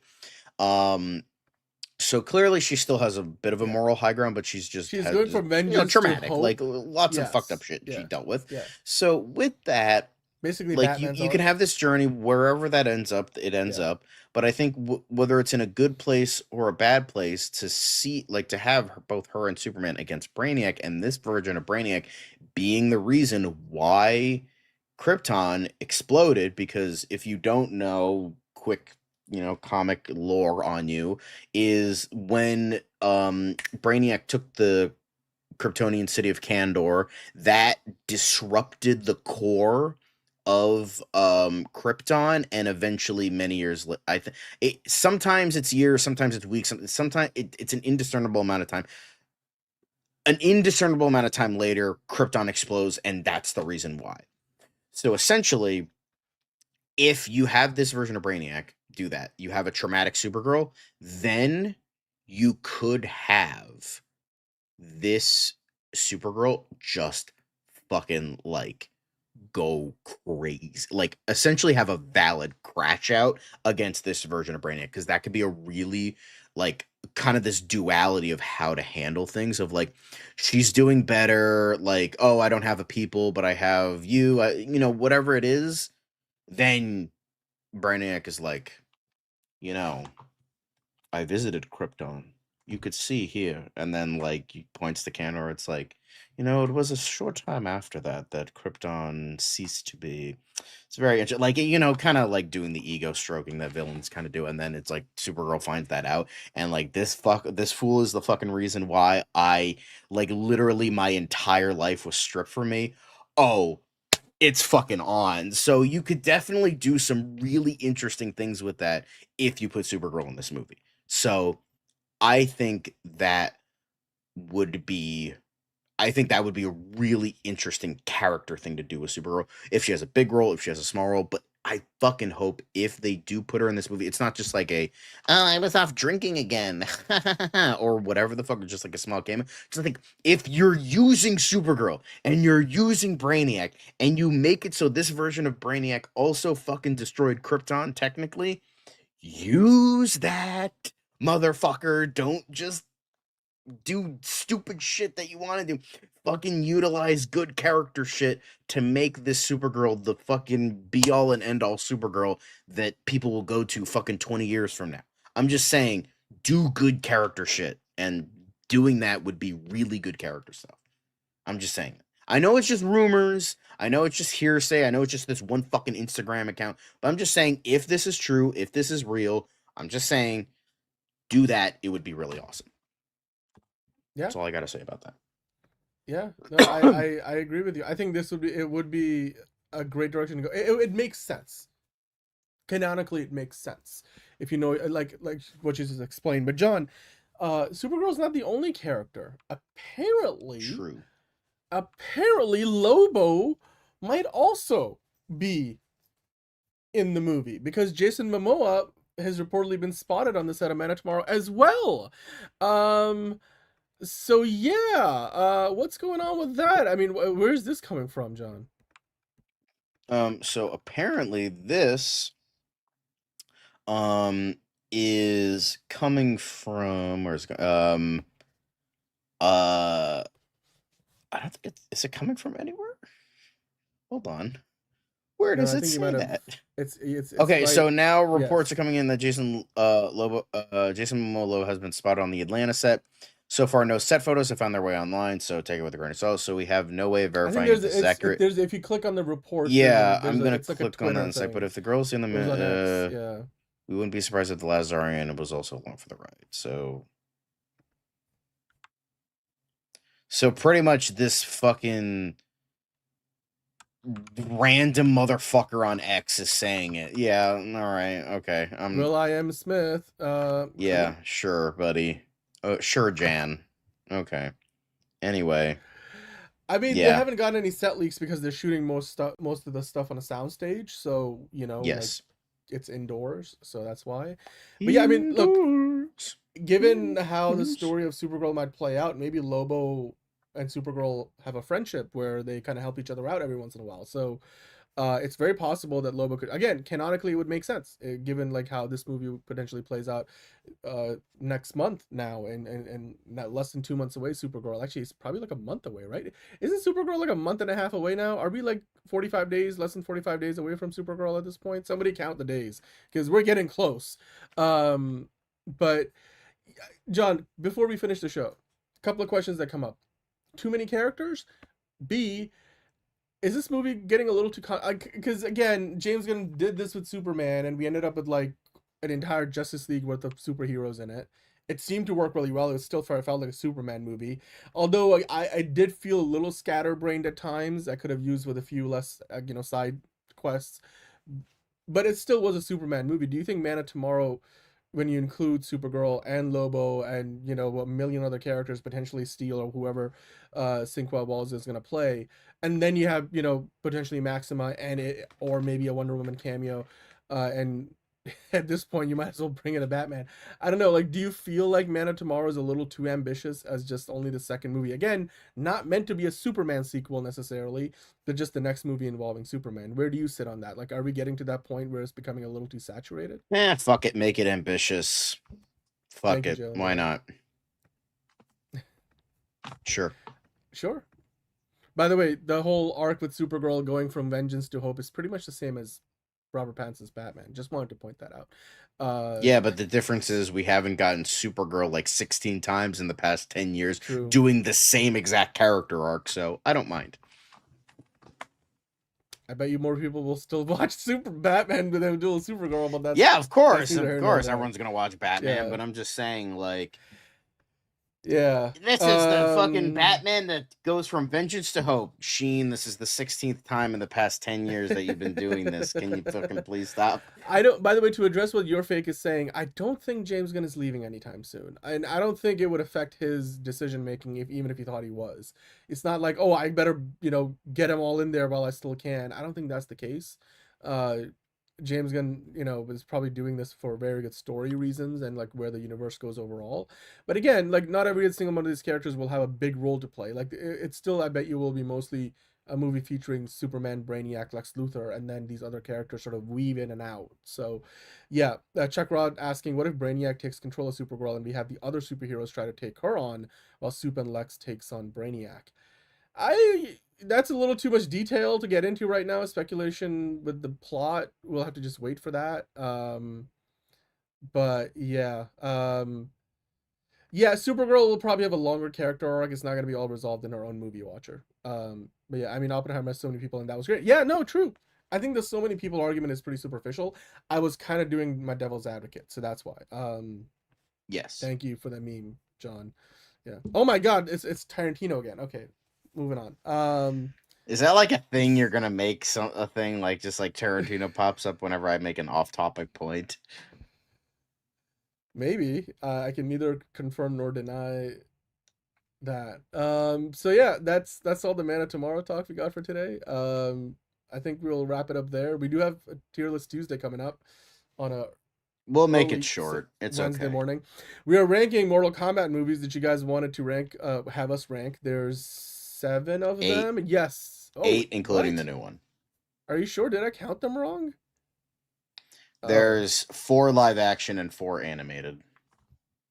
You did miscount it on the Slack channel. You forgot one of the animated movies. Okay. Oh well. Sorry.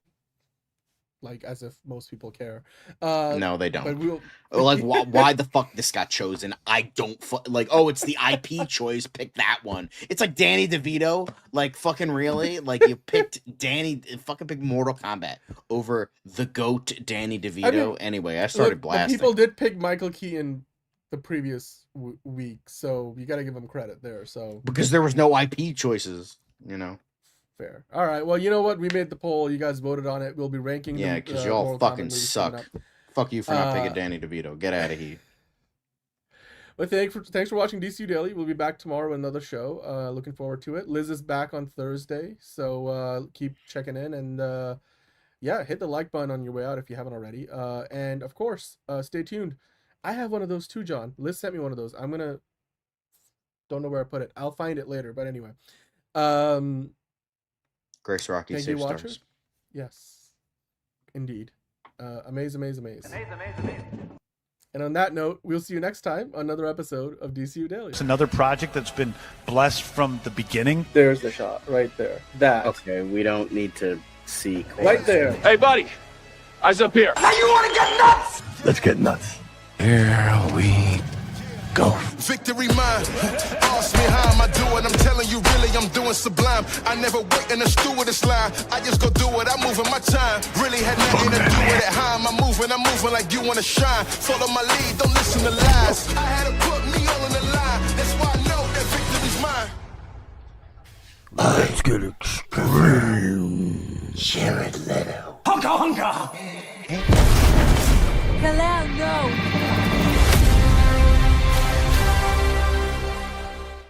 Very poor choice of words. And remember, fuck Crybaby Ellison, fuck Jeff Snyder, fuck Tom King, and most importantly, Fuck that. 1A! 1A! Fuck Batman.